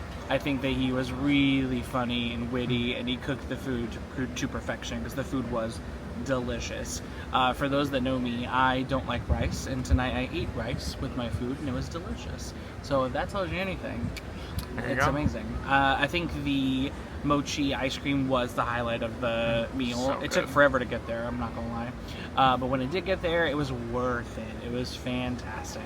I think that, would I willingly book it again? Possibly. I think, like I was telling Jeff, that like, let's say if you had to book 3 upscale places to eat, like on the Icon, then it might make my top 3, but like at the third probably place. like the third place. Yeah, like Chops Grille for me was like still like significantly like it was that. Like, I would book Chops Grille again, like no questions. Like, probably every time I go on a ship that has Chops Grille. I would too. Izumi Hibachi is like one of those things where it's like, if I had a friend or somebody that I was traveling with that wanted to go, I would do it and like be fine with it. Or if you had a big party, like, like it's fun when like your party is the only one at the table.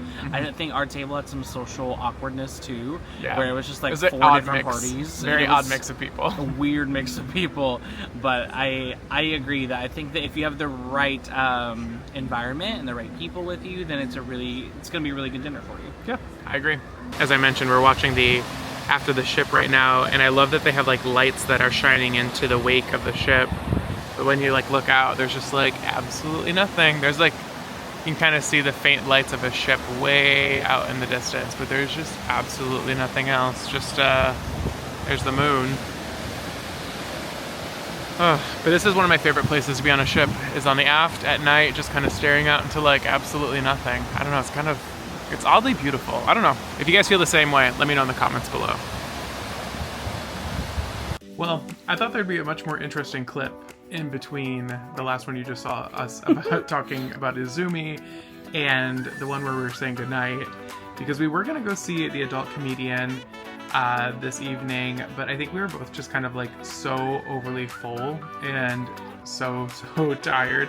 We woke up at like 6 o'clock this morning for our excursion, and we just kept go all day long, and I think we're just so beat and so tired that we didn't make it there. We came back to the room to maybe change into something more comfortable. It never happened. Nope. We never left. And we have another day like that tomorrow where it's just like go until like at around like 3:30. So it's just like, yeah, we have another early morning tomorrow. Yeah, I've never been to Honduras, and I always like to do an excursion, especially like when I'm in port for the first time, just to kind of go see the islands out for a little bit, or see the port, for a little bit, and kind of, check it off the list. So anyway, I think we're just probably gonna relax, play some Monopoly Go, maybe put on a movie if we can find a good movie. That's again, I know that was my feedback in the last vlog. I'm gonna say it again, just in case Royal's watching this one. Give us the option, like put some more TV on here, because girl, last night we were watching like silly go-kart people race their go-karts and crash into things. Like, we watched like the last 10 minutes of Anastasia. It's so random. I'm just like, what is on here? It's very, very bizarre. Like, really, like, I haven't even turned on the TV just because there's like nothing that I would want to watch anyway. It's like BBC or a movie about Mozart. That was the option, like, the other night. So anyway, more movies, or just give me the option to airplay something so I can just like stream it. Anyway, what a fun day in Costa Maya. Another great day here on Icon of the Seas. Thank you guys so much for watching. I really do appreciate it. And come back to the next vlog next week. If you're watching this real time, come back next week for Cruise Vlog Sunday. If you're watching it way after, it's probably already posted on the channel. So next vlog coming up will be in Roatan, Honduras. And yeah, thanks guys for watching. Hit the like button to fight the YouTube algorithm. Subscribe if you guys want to see more cruise or coaster content like this.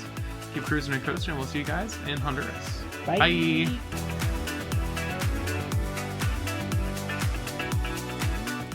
Good morning! Morning! And welcome to another vlog here on Cruise and Coasters. I'm Jeff. I'm Ryan. And today we are on Icon of the Seas, docked in Roatan, Honduras. Ooh.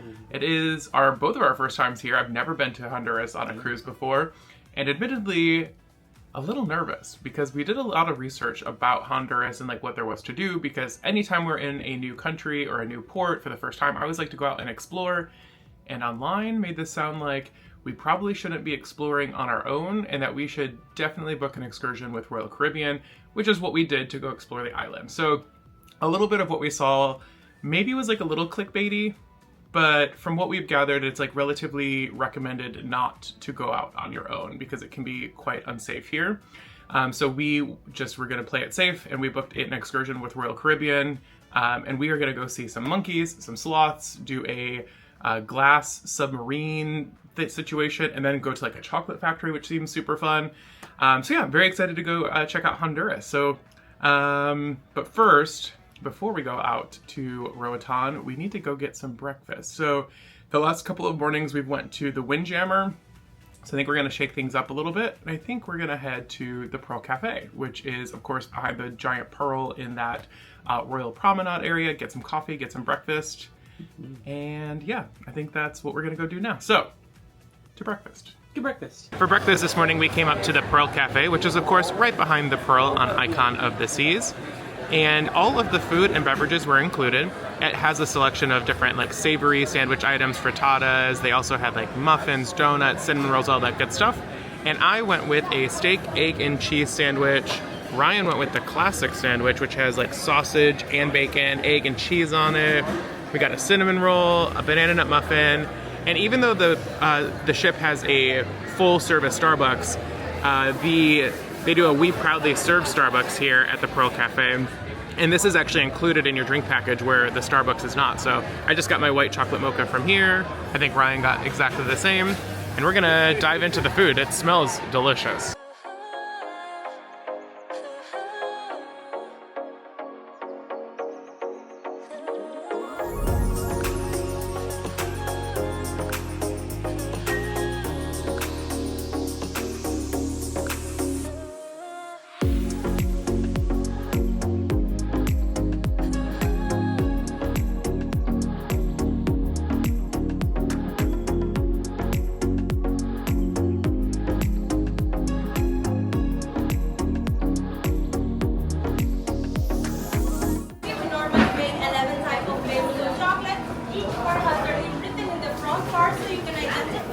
very easily the flavor that it's made from, okay? You can try all the samples. The samples are free. Just take notice in case you're allergic to any type of nuts like cashews, almonds, coconut. And we also have a spicy one that is the chili.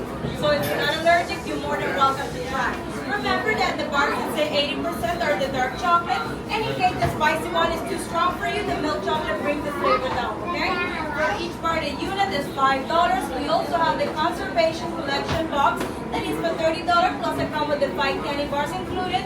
You can mix and match your room candy bar and you can also pick the design of the box you like best. Remember that the box is for a purpose that is supporting the rainforest of Honduras. Close to 10% goes to the Wildlife Conservation Society.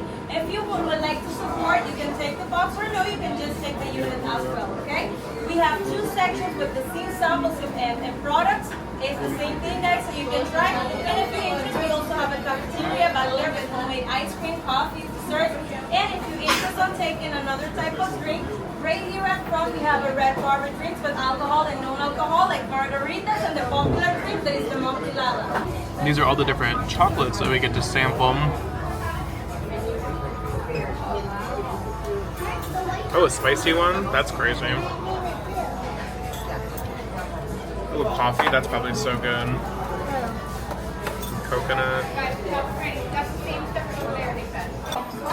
This is such a cute little shop with like homemade desserts. They have a kitchen going where somebody is like making the chocolate and packing them literally by hand as we go through. They have like brownies and cheesecake and cookies that are all made with their locally made chocolate. They have ice cream and hot sauce. This is so cool.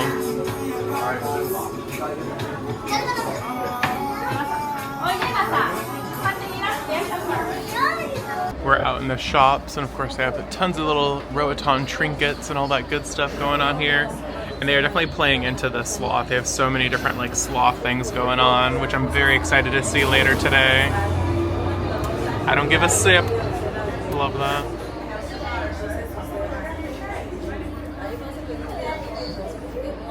There is no shortage of sloth merchandise here.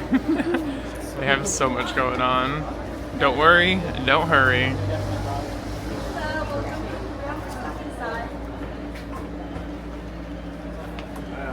These bags are really pretty. Is really cute. And little sloth stuffed animals. So many handmade little trinkets. These paintings are gorgeous. Wow, that's stunning.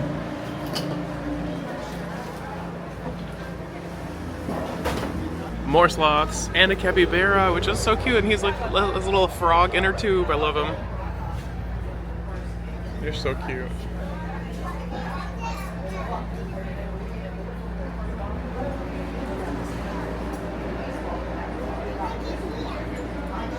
Do I need to take this home with me? Maybe. He's huge. He's like my size. He is. He's literally like the size of Ryan. I appreciate it. For scale.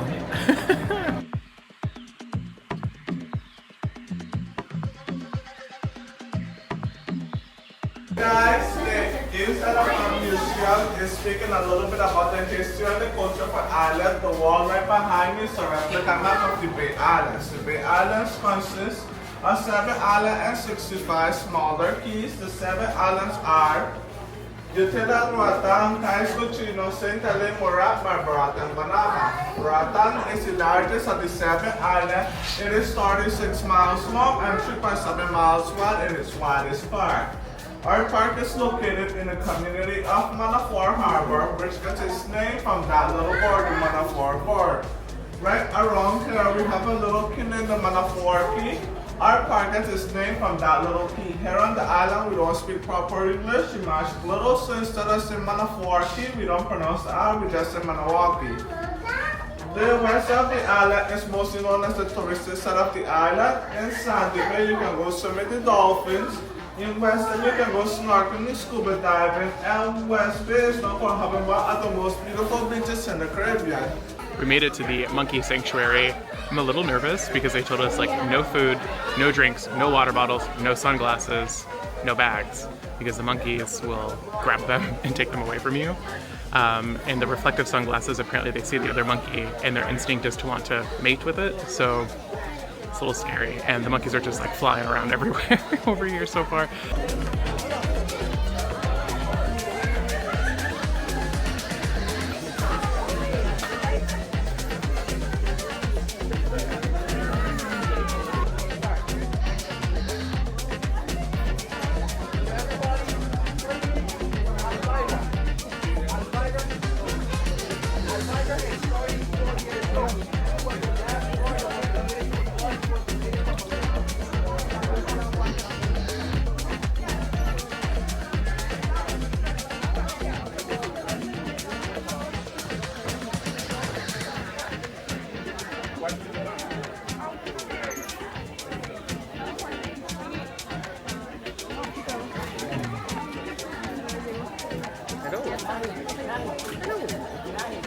He's like, I just want a treat.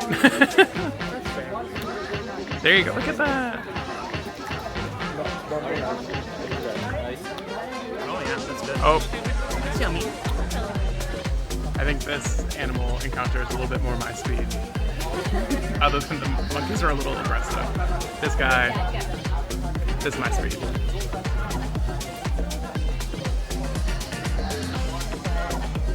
Oh yeah, we found out the sloth's name is Flash, just like Flash from Zootopia. It makes me want to watch Zootopia tonight. Here we go. We gotta still go visit Zootopia Land in Shanghai one day. One day. You're my lab, little man. You're my lab. Quick review of the Monkey and Sloth Sanctuary. I think overall, I'm like less than impressed is probably like my overall feelings on it. I give like maybe a solid 2 out of 5 for like the infrastructure, organization, interaction with the animals, all of that good stuff. I would call it not so much a Monkey and Sloth Sanctuary, so much as I would like 5 or 6 monkeys in cages with 2 that get to roam out, 1 single sloth, and then there's a couple of macaws that you can interact with as well. I don't think, like, knowing this, I don't think I probably would have booked the excursion, to be honest. Maybe I should have done more research on it, but that is your benefit now that you know, and you can make that call yourself. Sure. Also, I always like to disclaimer, like, never take my criticism for lack of appreciation. I am very thankful and appreciative that I get to experience this, and if you want to do it, I think it's fine. Yeah. Just, I think, a little less than what I was expecting going into it. I was expecting like more like open forest area where monkeys get to roam and not so much just kind of like barbed wire cages that they keep like 4 or 5 monkeys in. That's my honest review. Yeah, same.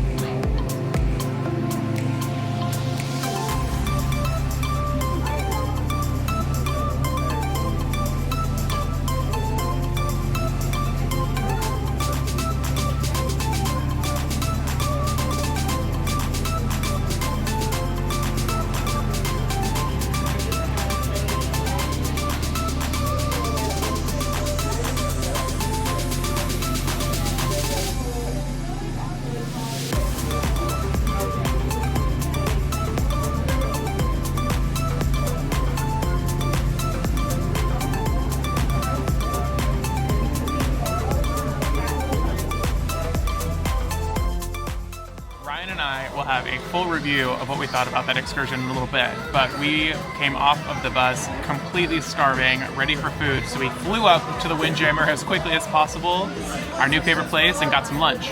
I went for the burger of the day, which has, I think it's provolone cheese with a little grilled onion, and I put some mayo and A1 steak sauce on there, some french fries, and some chicken nuggets. Ryan's plate's looking a little crazy. He has like some steak, roasted chicken, some shrimp, chicken tenders, and honey mustard. I couldn't choose what I wanted. That's the best part about a cruise. You don't have to. You can have whatever you want. back in the cabin after lunch, and we got a little bunny towel animal. How cute is he? I think it's a rabbit. I feel pretty convinced it's a rabbit. Brian was not super convinced about it being a rabbit. I think it's a bunny. I think it's a rabbit. Is it a rabbit? I think so. It's probably getting that. Yeah. All right, we promised you a full review of the shore excursion and what we thought about it. So we'll break it down, I think, into like the 3 parts: the chocolate factory, the monkey sloth sanctuary, and then I think they called it a semi-submarine glass bottom tour is what it was called. So part 1 was the chocolate factory. It was not listed anywhere in the description, and I even like double checked, it's not anywhere in there. And I really think it was just like a gimmick to get us to a market. So they took us to like this place called McCall Market that you saw. A lot of things to like purchase, and I know that tourism really drives a lot of their economy here. But I think it was just a way to get you to go purchase something before your excursion. So smart on their behalf, but like for us, it was kind of like, okay, we didn't really, it was like not exciting to me.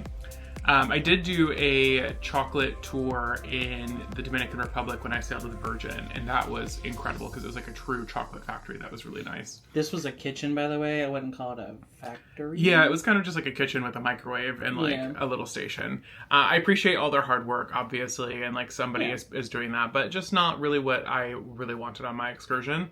And then part 2 was the sloth and monkey sanctuary. Again, I kind of said this when we were there. I don't really call it a sanctuary. It was a couple of cages with some monkeys and literally 1 sloth and 2 macaws.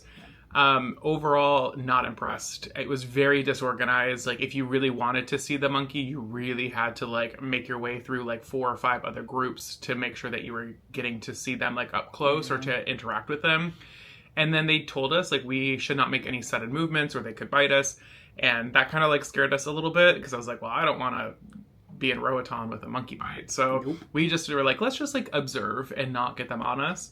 And we did witness like, I think 3 or 4 monkeys bite people. And the people were not being like aggressive or reacting to the monkey. The monkeys were just like super intense. And like the monkeys were like fighting with each other and then they would like turn around and like bite the humans. So I was like, not my vibe. Not the vibe.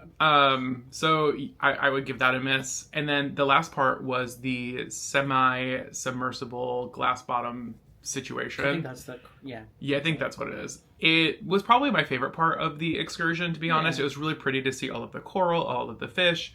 She mentioned that it did rain last night, and so we got really lucky because normally the visibility is really bad after it rains, and we had pretty decent visibility. I see pretty well. Yeah, I thought it was great. And she did mention that sometimes they see sea turtles, nurse sharks, hammerhead sharks, so obviously we didn't see any of that, but that would have been really cool to see. Honestly, I think like if they had just like offered that as its own, like that's probably what I would recommend doing personally. That's worth it, I'd say, just on its own. Yeah, I'll put on the screen here how much I paid for it. I think like overall, I'm still like okay. I'm glad that I did it because I always like to explore a port the first time that I am in the country. Sure. And so I'm glad I got to see the country. Like we did drive quite a bit. So I feel like I got to see a little bit of Honduras, see some of their culture, explore some of the different like things that they had to offer, which was nice. So I'm glad I did it. I just don't think I would do it again. So yeah, that's my review. So the rest of the day, we are about to jump off the cruise ship. Woohoo! Literally gonna jump off the cruise ship. So I'm excited. Ryan purchased the Crown's Edge, which is like the zip lining thing that goes off the side of the ship. If you guys know me, I'm horrified of heights, so I am absolutely terrified. I love heights, but I'm a little terrified. I'm so pumped. We were watching people do it yesterday, and I was just like, I don't know about this. So that is what we're going to do next, and that'll probably be the next clip that you see in the vlog. But cheer on Jeff. Put in the comments, Jeff. No, that's Jeff. Crazy. He can do it. I don't know. We'll see. I'm like worried I'll chicken out. There was a time we went on the Carnival Mardi Gras a few years ago, and they have a like high ropes course that doesn't jump off the edge of the ship. It's just a ropes course on the deck. And I like got through 2 of the obstacles with like 10 left to go, and I turned around and chickened out and like went back. I was like, no ma'am, I'm done. But I'm gonna try. This one's much like shorter in length, and I'm just gonna try it, I think. We'll see. We'll see what happens. There it is. There is the Crown's Edge up here, where they literally swing you over the edge of the ship. Oh gosh. Why am I doing this? This is so stupid. This is literally so stupid. I'm so excited. No, this is so dumb. I'm excited.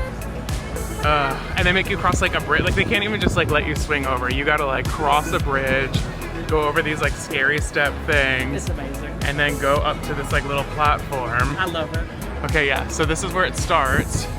You cross this little bridge, you walk this little area, and then you come over here, and then this like mechanism, this floor thing just drops from you and you swing out over the edge of the ship and then come back in.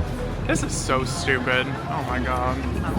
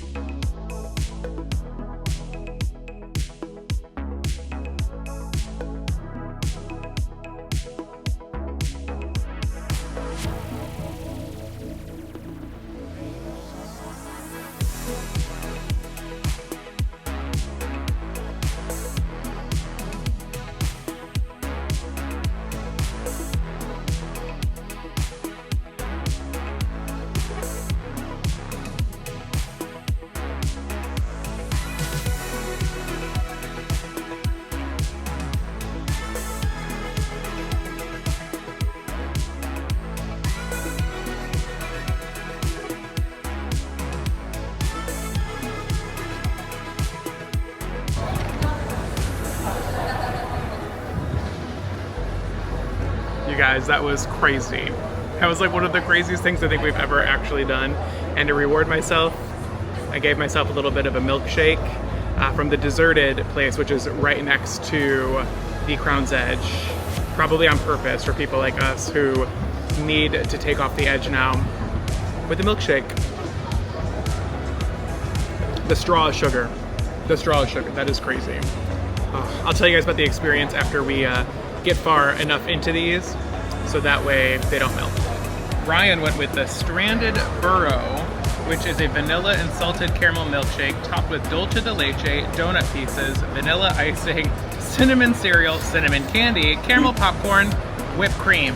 And a pinata. And a whole freaking pinata, which is just nuts. And I went with the Oreo Oasis, which is a cookies and cream milkshake topped with a vanilla ice cream scoop, blue sprinkles, crumbled Oreo pieces, Oreo popcorn, vanilla icing, chocolate syrup, and a Hershey's cookies and cream bar on top. This is bonkers. An important note to have about the deserted milkshakes is that they're not included in any of the drink packages, even the deluxe drink package. So the 2 milkshakes that we just received, it was around $37 all in. Quite expensive for 2 milkshakes.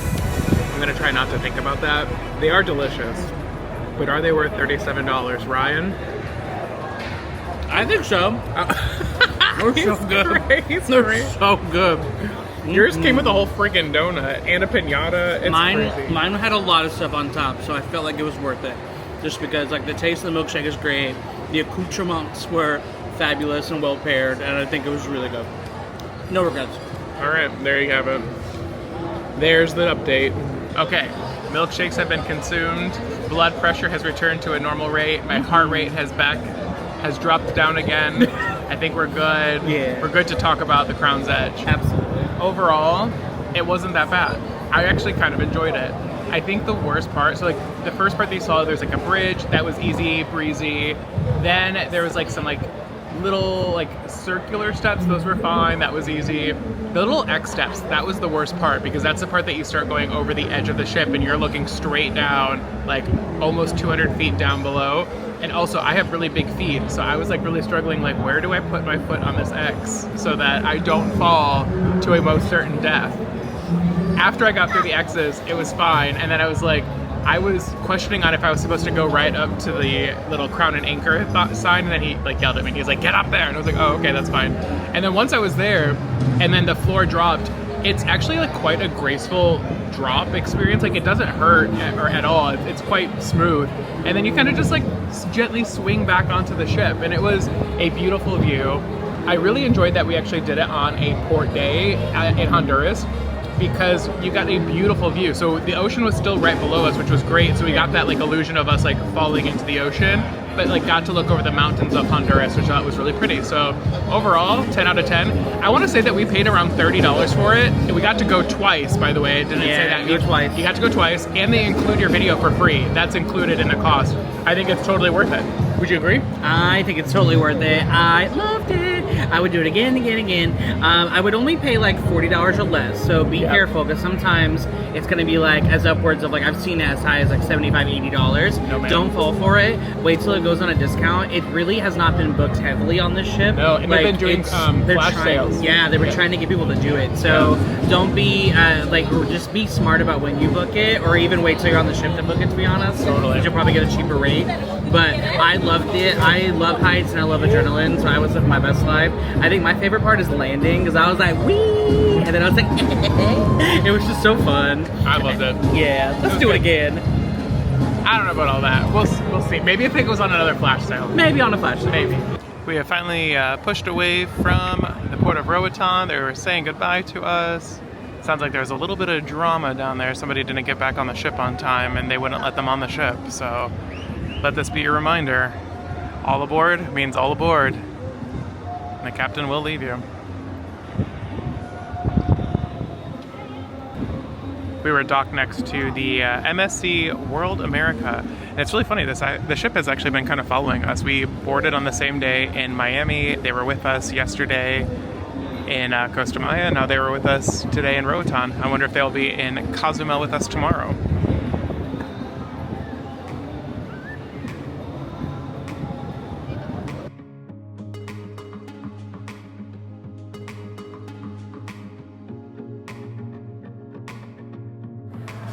Ryan and I decided we're gonna have a nice casual evening, and so we decided to go to Sorrento's for dinner tonight in our hoodies and shorts, and then we're gonna go see Starburst, which is the ship's ice skating show. Yes, there's an ice skating show on the ship, which is just crazy.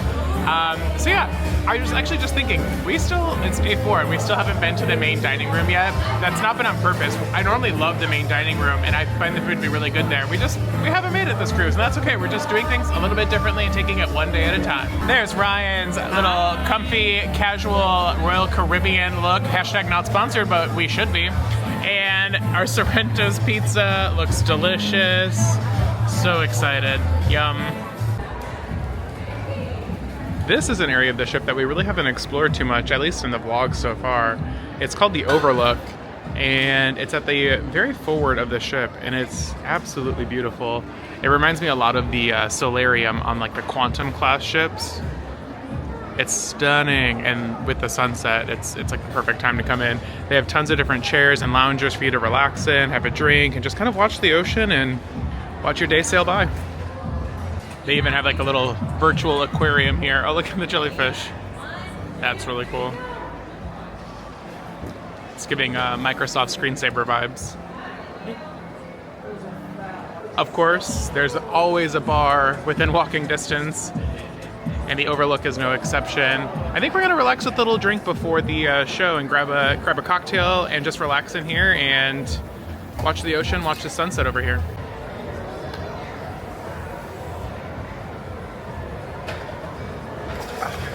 Ooh, that's refreshing. It's like a champagne. There's a champagne floater, I think, on top. It's really good. I like it. It's nice. I've really enjoyed sailing on Icon of the Sea so far. It's a huge ship. There's so much to do, but it's really thoughtfully designed. The one thing that I think is a bit of a miss for me anyway is I've really been wanting an adult-only relaxation area. And I know I've sailed on Quantum twice, and I love the solarium because it's quiet vibes. It's like you hear the rushing waterfalls, the greenery is beautiful, some light music in the background, and it's really quiet and serene. You don't really get a place like that on Icon. I would say the Overlook is probably the closest that you're going to get to it so far, but it is not adult only. And I wish that there was like an adult only quiet place. And I don't want them to replace the Hideaway, to be honest, because I like the Hideaway and I like the energy, I like the vibes there, because I also want that on vacation too. I love like the DJ, the pool, the energy, the chaos. There's a place for that, but there's also a place for just some quiet moments too. And I wish there was a spot for that. But for now, this will have to do.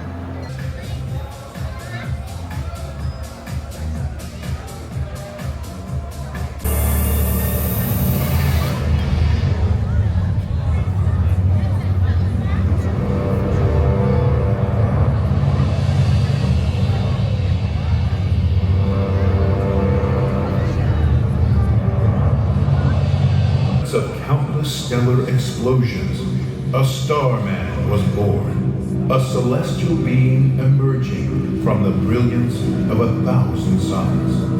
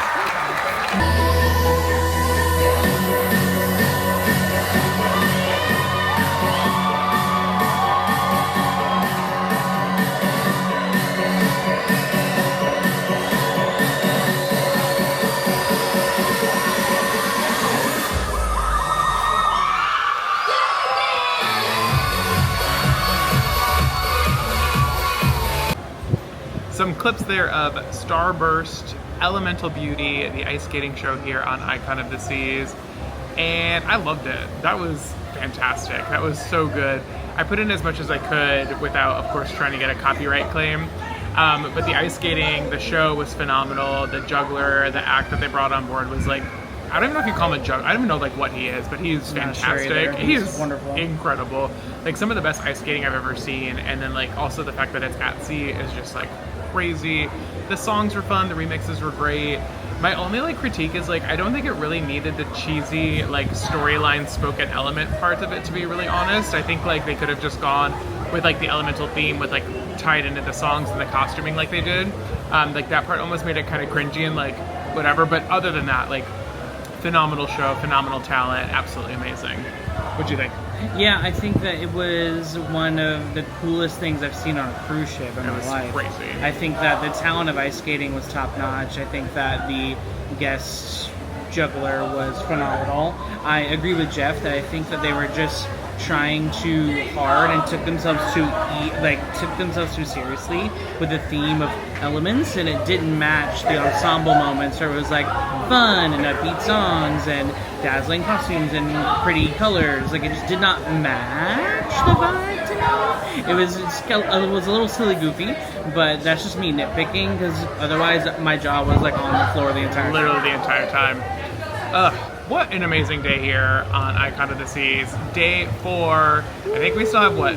Three? Oh my gosh, it's only 3 more days. We have Cozumel, Day at Sea, and Perfect Day at CocoCay, which I'm so excited for. But an amazing day 4 here on Icon of the Seas. Getting to go to Roatan for our very first time, seeing the ice skating show. Just an amazing day. Oh yeah. So amazing. Thank you guys so much for watching this vlog. I really appreciate it. Thanks for all the comments, the support you guys have been giving me throughout this series. I really do appreciate it. You guys are the best. I think we're gonna go ahead and close out the vlog. We might do a little bit of exploring, but I think we're gonna close out the vlog for the evening. I think this was pretty jam-packed and lots of stuff in here. So make sure you guys give the vlog a like to fight the YouTube algorithm. Subscribe if you guys want to see more cruise content or coaster content like this. Keep cruising and coasting, and we'll see you guys in Cozumel. Bye. Bye.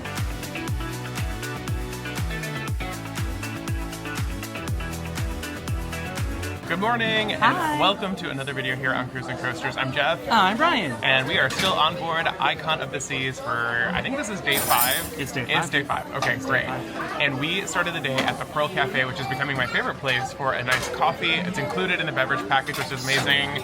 So I got myself a nice white chocolate iced mocha. And then we came up to the Windjammer for breakfast to get my usual. Today we are in Cozumel, and we have a very interesting excursion plan for today, as you probably have seen on the thumbnail. We are doing this, is it Lucha Libre? Lucha Libre. Which is Mexican, traditional Mexican wrestling. Professional wrestling. Think WWE, but Mexican. And then we are going to enjoy some tacos and margaritas out there as well. And then I think that because the excursion's a little shorter, it's only 3 hours long, I think we're going to try to take advantage of the ship hopefully being a little bit slower when we get back on board and enjoy some of the last water slides that we haven't done, maybe enjoy the pool for a little bit, a couple drinks by the pool will be nice. So yeah, those are the vibes for today.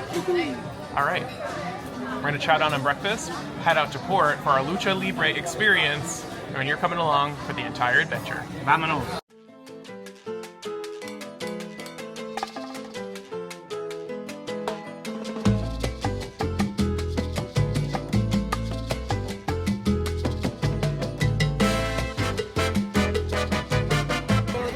Just outside the little archway that says welcome to Cozumel, they have all of these little zone flags, placards for all the different excursions, and there's Zone 4, which is the Lucha Libre show, tacos and margaritas with transportation. That's where we're headed. Intense waiver to sign my life away to the Lucha Libre experience completed, and I think we're gonna be ready to go here soon.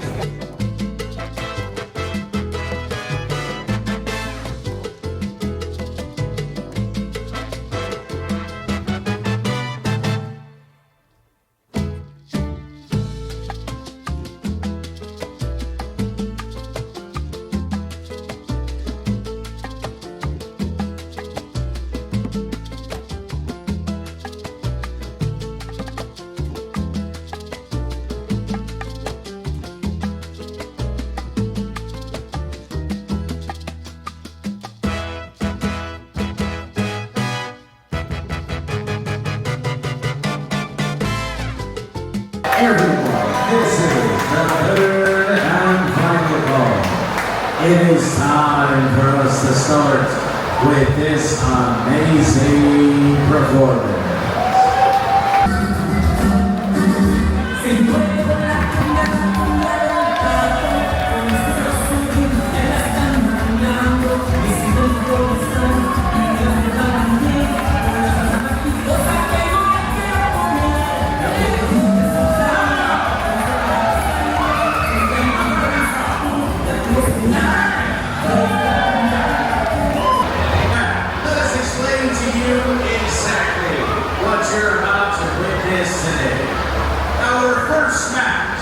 It's going to be a 1 versus 1. The rules contra técnicos. So let's start by bringing out our first wrestler on the side of rules. His power coming from the thunder. Visiting us from the Caribbean. Please, everyone, give it up for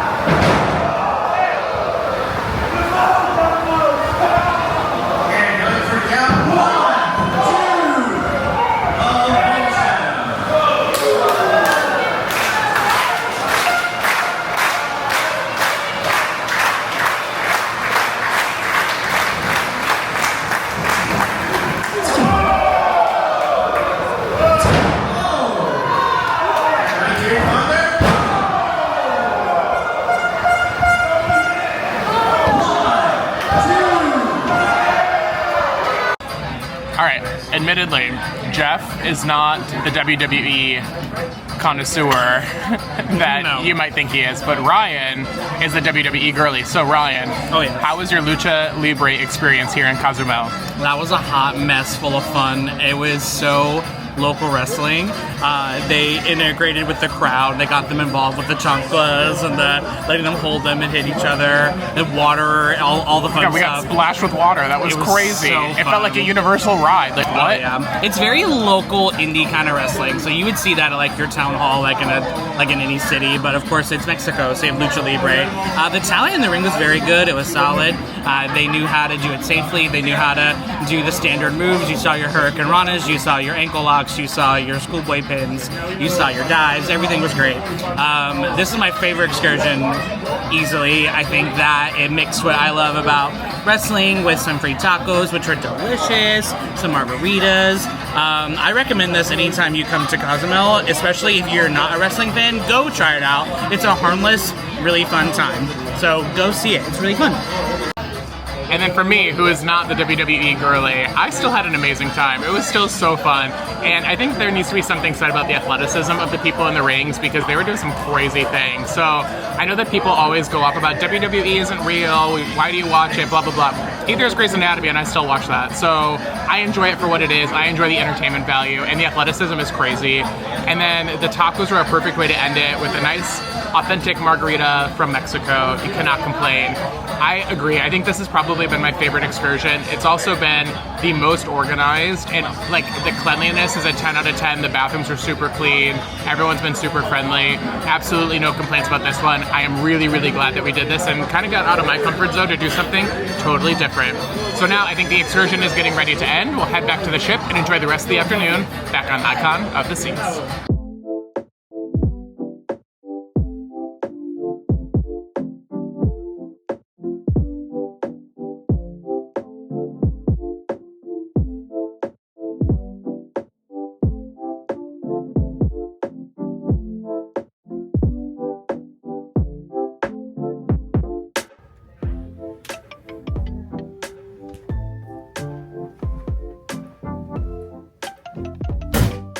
What do we have here?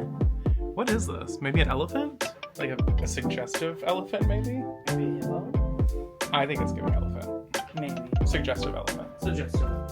It looks like Mickey Mouse when he was on cast. Goodbye.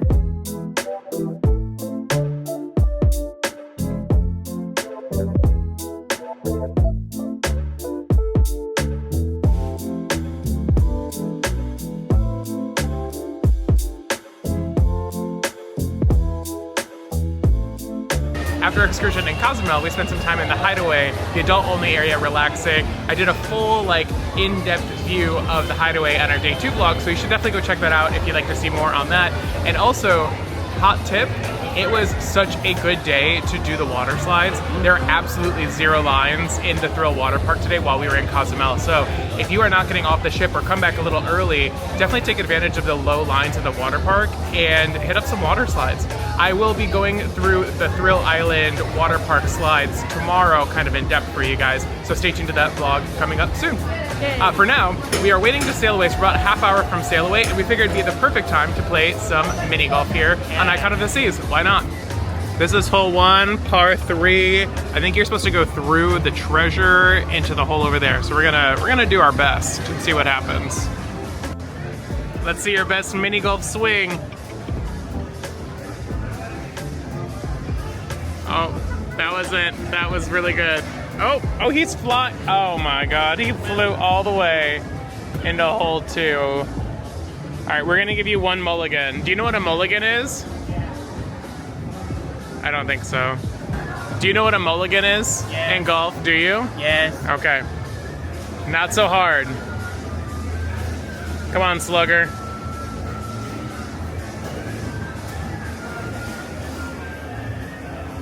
There we go. Oh.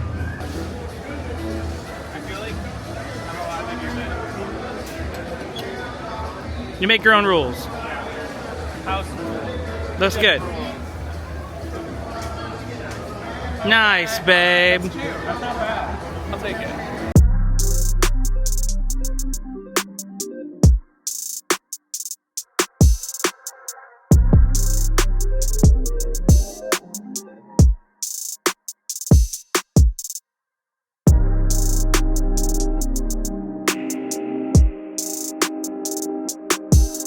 Okay, this is hole 5. I guess we need to like shoot it up into like this ramp and then it'll go into this grate. And depending on which grate it goes into, it could help me or haunt me. So that's what we're working with. I don't think I got it. I think it shoots out here. So you want it to go in the grate, and that's how you can like it better. If you don't, it goes out at the bottom, and then you have to go really far. Hate that. Rude. Hole 6. So this one is like a shipwreck, and you hit your ball here, and it goes into one of the holes up here. But then, like, look, it goes down into here, all around. It's kind of crazy.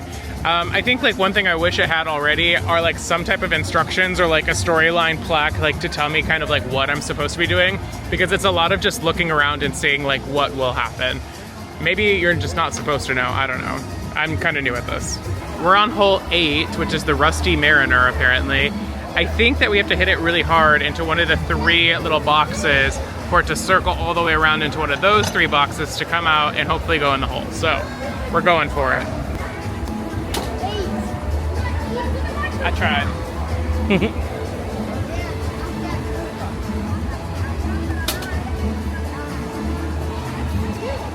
it is. That's what you have to do. I was just making fun of Ryan because I realized he grabbed the kid putter. I was like, why are you using the children's size putter? And he was like, they're only one size. They're definitely not. There's an adult and a child's version. Don't be dumb like me. Get the purple putter. We're obviously mini golf amateurs here. All right, go for it. Oh, all right, well, that worked. That was probably my least favorite mini golf at sea. That was so silly. It needs like instructions on what to do, and also not to be that person, but the children just kind of ruined it. They're like literally climbing all over the mini golf thing. We literally like had to move like 7 children. Yeah, I was like, you know, move, get out of the way, follow directions. But also, could that be Royal's fault because they're not putting clear directions on where you're supposed to be going next? Because it was a little confusing on like which hole I was supposed to be going to next. So maybe that. Anyway, if you guys want to guess the winner, guess it now and I'll let you know who won. Who won, Ryan? Actually, I was the winner because I get to spend this cruise with you. That's sweet. We were on the way to the Overlook to watch us sail away, and we stumbled upon this massive model of the ship. How freaking cool is this? I need this like in my house immediately. We did buy the really small one. I mean, it's really tiny compared to this, but this is really freaking cool, and it's so detailed. Oh wow, it's like 360. You could do a whole like ship tour from up here.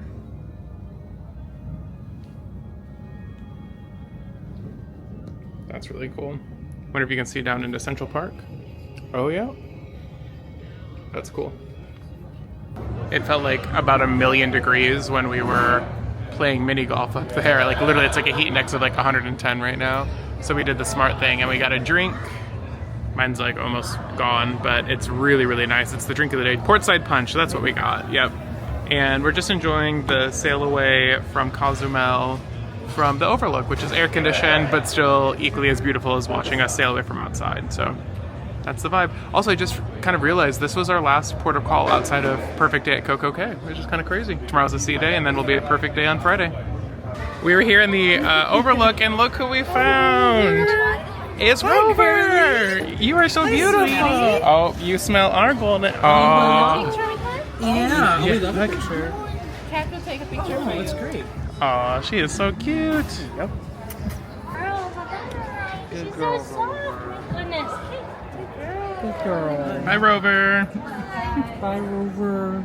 There's a chance for rain tonight, and because Central Park is open to the skies, they've placed umbrellas here to help us cross from one side to the other without getting wet. And I thought, that is so thoughtful.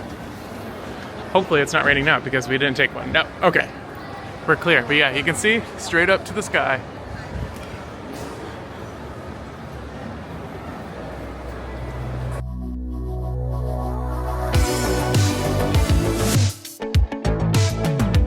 Dinner tonight is going to be in this chaos of an area in the Surfside neighborhood.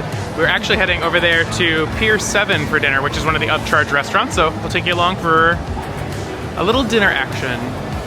Even though it is pretty chaotic at times in this area, I will say during the sunset, she is really stunning. It is a beautiful kids area. As I mentioned, Pier 7 is an upcharge restaurant, so we did pay extra for this meal.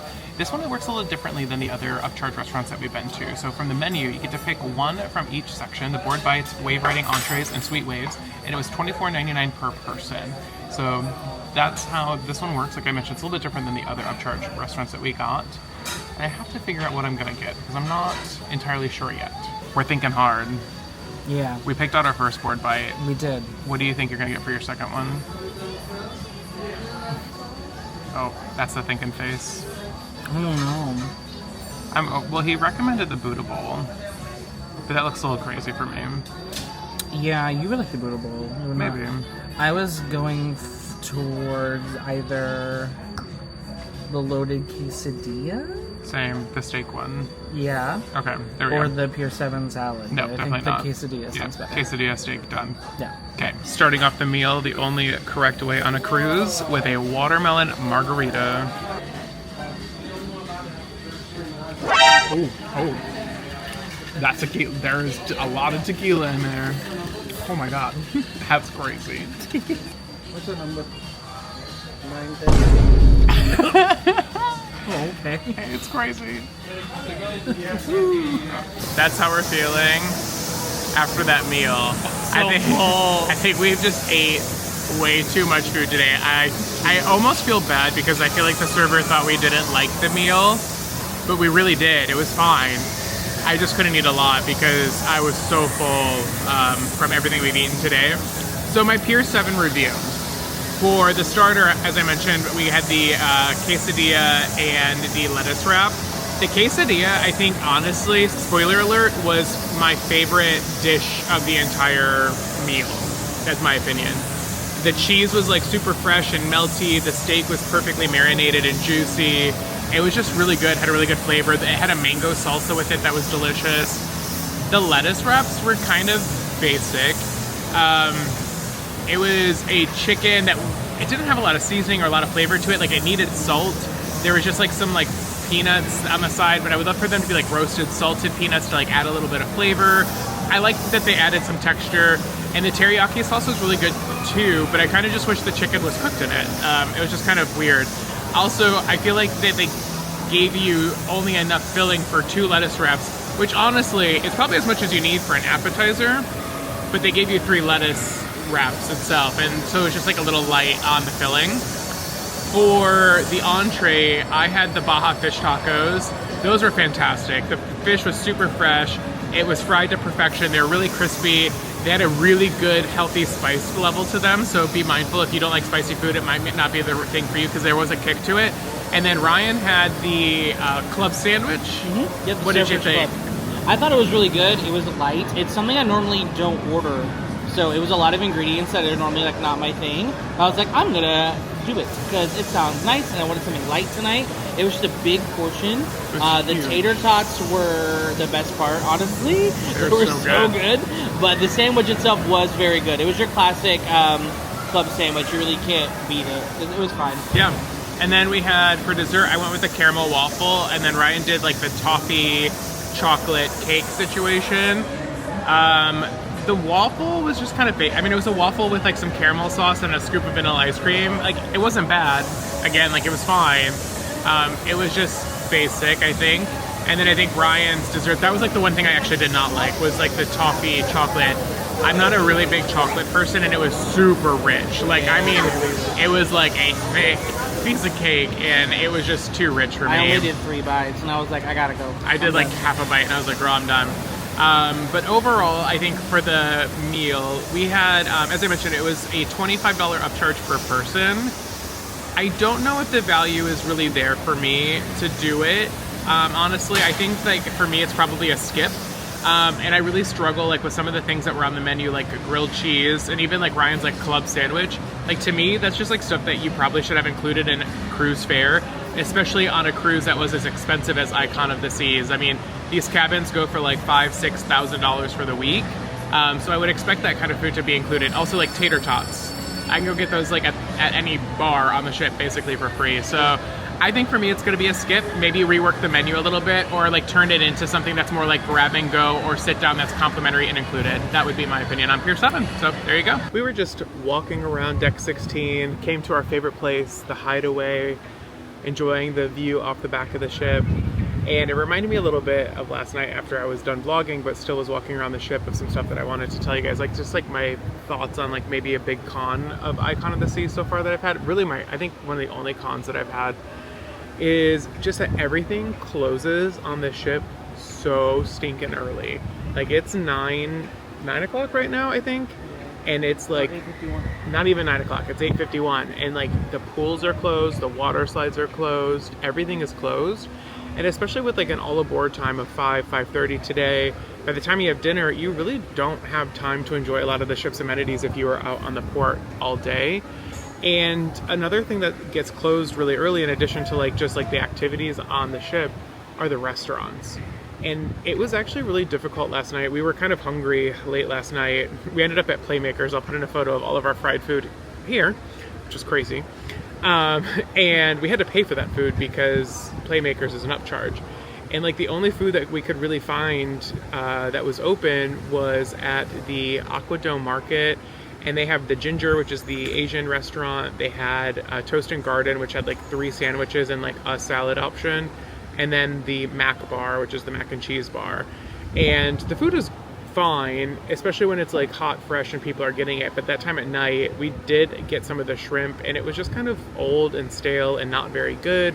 And also, like, if you don't want noodles or rice, like, which I didn't, you're kind of just like not in luck. Like you really struggle to find some other stuff that's open. Windjammer closed last night at 8 o'clock. So yeah, that's just like something to keep in mind, that there's just not a lot of like food places open. And I think for such like a ship with like big energy and like party vibes that they have going on, I wish that they would stay open a little bit later. Like I don't see any reason why the pools and whatnot couldn't stay open until like 9-10 o'clock at night, and like keep maybe just like one side of the Windjammer open, or heck, even maybe just a couple of stations. Maybe not the full side doesn't have to be open, but I really would love for some of the more like some more food options at night. I think would be appreciated by some, myself included. We did the yellow slide earlier today, and this is a really good way to see the angle. You have to like push yourself off of it, and when you're up there, it just like looks like it's a 90-degree drop. It looks insane. And from this angle, I mean, it is really freaking steep. It's a quick little drop, and once you push yourself off, it's not too bad. It was actually really fun. I might do it again tomorrow if the line isn't too bad, but we do have a full water slide day at Perfect Day at CocoCay because we did do the water park there, so very excited for it. But the water park looks so cool at night here. I just had to stop to show you guys how cool it looked. Back in one of our favorite areas, which is Central Park at night. I think this might be one of my favorite areas on any ship that I have ever been on. And we are heading to Lou's Jazz and Blue, and they're doing like a little jazz pop cover situation. So we thought we'd come down here, enjoy a little beverage before bed. Admittedly, I think we're both pretty tired and probably gonna call it a night here soon, but we want a little beverage, chill out, and just enjoy a little bit of live music before heading up to the cabin for bedtime. Ryan went with the Jazzy Sazz, and I went with the Hurricane. And my friends, if you are looking for someone with a heavy pour, this is the place to be, because she was crazy. They're both crazy, but we're loving the vibe of this jazz bar here. And one thing that I love is that the night is so nice that they're able to open up the doors to the outside. And so we have fresh air coming in here, which is really lovely. And it's just been such a good vibe in here. I'm obsessed. I'm obsessed with this little lounge area.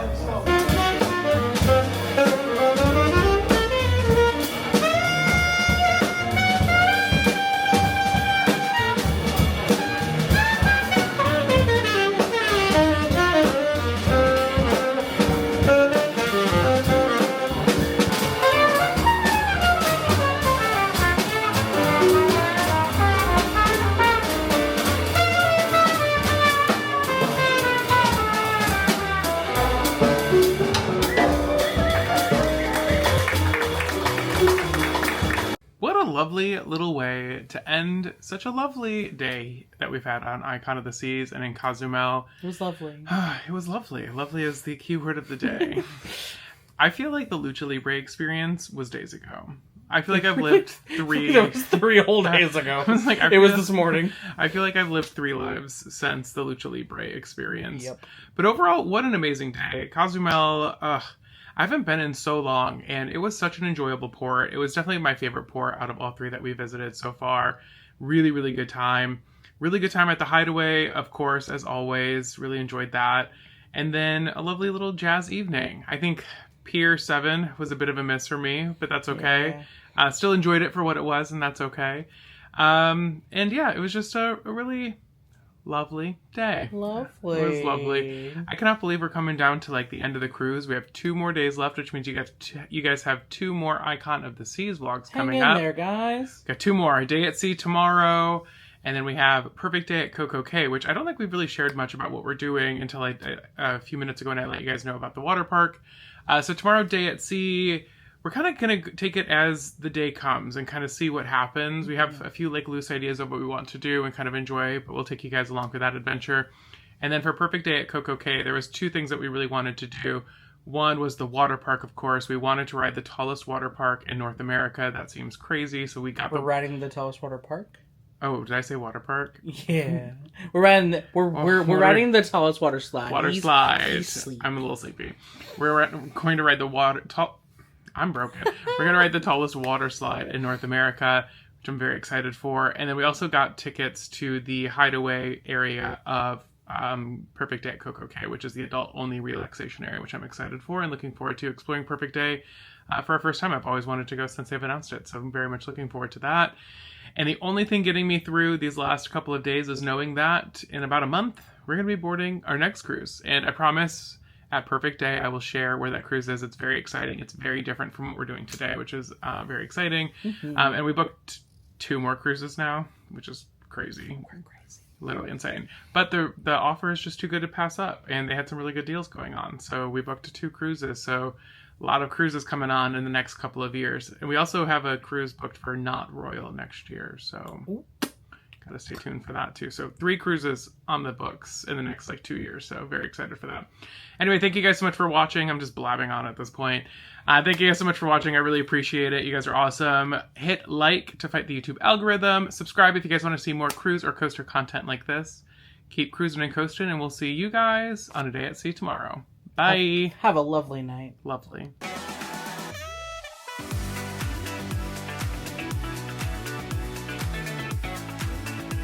For breakfast this morning, we came to the Park Cafe, which is a new breakfast spot that we haven't been to yet. And it's a really cute little place. It reminds me a lot of the Quantum of the Seas. They had this little area inside of Cafe 270 where they had a bagel bar. So of course they had the bagel bar in here, which is really nice. They had a huge fruit cabinet. You can get a bunch of fruit. They had a Danish area where you get different pastries and different sweet treats. And then they also had a yogurt parfait area where you could get different yogurts, parfaits, all that good stuff. And I did a build your own bagel bar, and I kind of went with a lox and bagel type situation. I got an onion bagel toasted with cream cheese, some red onion, cucumber, and then smoked salmon on top. And it looks incredible. I was craving something a little bit fresher today, so that's what I went with. And it looks like Ryan got a toasted plain bagel, some ham and Swiss, a cinnamon roll, and some melon, or cantaloupe? Cantaloupe. Cantaloupe, cute, okay. Fresh, I love it. Yeah. Good morning. Morning. Welcome to another video here on Cruise and Coasters. I'm Jeff. I'm Ryan. And this is another Icon of the Seas vlog. It is our 6th vlog on Icon of the Seas, which means we are coming to an end, which is so crazy, but it's been an amazing vacation so far. Would you agree? Oh yeah, it's been incredible. It's been so much fun. It's been so long since I've been on a cruise. I say that, it's been 2 years, but that feels like a really long time in cruise world. And it's just so nice to get back on a cruise, and I remember why I love them so much. Today is a day at sea. And we were tricked by the clock again last night, my friends. Do not be amateurs like us. Dang it, clock. Dang it, clock. Because we jumped forward an hour last night, which means we lost an hour of sleep. So we woke up thinking it was 7:45, and we're like, look at us, getting up early on a sea day. No, ma'am, we were already running late. But that's okay. It's a day at sea. We can adjust, we can pivot, we can do new things. So if you couldn't tell, we are enjoying a little morning here in Central Park, and then eventually also grab some coffee. So head with us to breakfast. Let's go. Something good to note is that the Park Cafe does not have coffee the way that the Pearl Cafe does. So I ran to get a hug and a mug, as what they were calling it this morning. I got myself a white chocolate mocha and also got a little cinnamon roll because why not? Treat yourself. Did you see Ryan's shirt today and say, gee, I wish I could have a shirt that looks just like that? Well, now you can. If you go to pridepine.com and use code RyanDabs for 10% off of your order of Pride Pine. Be prideful. And pineful. I mentioned this about a million times in the other vlogs, but all of the foliage in Central Park is real. And what I love is they have put this as a duck-free zone to help protect all of the plants. So if you don't know much about duck hiding culture, a lot of people will like to hide different rubber duckies and kind of trade them throughout the cruise, and they've asked you not to do that in Central Park to help protect all the plants. And I think that's really lovely. Since it's a day at sea, I thought it was a good time to talk to you guys a little bit about the Category 6 water park. Yes, there's a water park on the back of Icon of the Seas, and it does feature 6 different water slides, hence the name Category 6. So you are looking at 3 water slides here. This orange slide here is called the Frightening Bolt, and the Frightening Bolt does have a trap door, so you stand inside of a tube and then it just drops you out of nowhere, and you go spiraling down until they run out, all the way down over here, which is really fun. This slide does have a 300-pound weight limit, and it is really important to note that similar to like Volcano Bay and newer water slides, they do weigh you before you go, so if you are over that weight limit, you will not be permitted to ride, so just something to note there. Also on the Frightening Bolt kind of section of the tower, there are 2 matte slides, the light blue and the dark blue. These ones are super fun. And they actually go out over the ship, and there's like a little piece of clear tubing to kind of let you see out over the ocean. Now you do go through those areas like pretty fast, so like you really don't see too much, but it is a really cool effect, and I actually really enjoyed these 2 matte slides. Those 2 I think were my favorite slides of this Category 6 water park. Behind those slides, they have the Flow Rider machine. And so the Flow Rider machine is kind of interesting and operates kind of unique here on Icon of the Seas. They do like specific boogie boarding times, specific stand-up surfing times, and then you can also sign up for private lessons, which is quite expensive. I saw them go for like $300, $400 for like an hour of time on the machine. I think that like for such a big ship, it might be worth putting a second Flow Rider on, to be honest, and having like both options. You have like a stand-up and then a sit-down like boogie board option, and then that way you can also kind of close one for one of those private lessons when they do get booked, but still have one open to the guests. But I have seen some really long lines for the Flow Rider machine, so it seems quite popular. On my first day at sea vlog, we actually purchased one of those Hideaway beds here. It's pretty expensive actually, and I told you guys I would check in on our second day of sea to think if we really needed a reserved bed. Honestly, no. I mean, look at the Hideaway today. It is absolutely dead. I would say that everyone was very excited for some pool and sun time on the very first day at sea, and on the second day at sea, the entire ship is actually quite empty. Even like the water park, the slides have really low waits today, so I think if you're okay waiting until the second sea day, that's kind of the move for like the pool and water slide time, to be honest. It's quite empty, and there's plenty of chairs around the ship. They have 2 family raft rides here on the ship. This pink and green one, which are Hurricane Hunter and Storm Surge respectively. The green one, Storm Surge, was probably my second favorite after the matte slide. It's really fun. You start off by just like doing like a little like squiggle, and then you drop, and then you go in this like little section that flies over the edge of the ship, and you get some really good fun airtime, paint time, something you don't really expect on a water slide, which is just super fun and unique, especially on a cruise ship. And then the purple one, Hurricane Hunter, she's really fun. It's very family friendly, so it's not too intense at all, and he kind of just squiggles the whole way down. Either way, you're gonna end up getting soaked at the end because you splash into a huge puddle of water. The last of the 6 water slides is this yellow one called Pressure Drop. And it's kind of similar to what you would find on most like drop slides that drop the floor out from underneath you, except you are responsible for pushing yourself over the edge, which is kind of unnerving. We did that one yesterday, and it was so steep. Like, I mean, I'll get a better angle of it on this side, and you can see how steep this water slide really is. It's crazy. And then you just drop into a massive pool of water at the end, which is really fun. But this one, it's short and sweet, but I actually really enjoyed it. Probably third favorite. I think matte slide the first, then the green slide, I think Storm Surge, and then Pressure Drop was probably my third favorite. If Thrill Island is a little too much for you, they also have a Chill Island where you can rest, relax, rejuvenate, enjoy a beverage by the pool. And even these pools, they look a little busy, but I promise this is quite slow for the Chill Island pools. It is not bad out here today at all. Plenty and plenty of loungers. Again, I kind of reinforcing my review of the Hideaway bed reservation that we did. I think that was just way overpriced and 100% not worth it. Will not be doing that again in the future.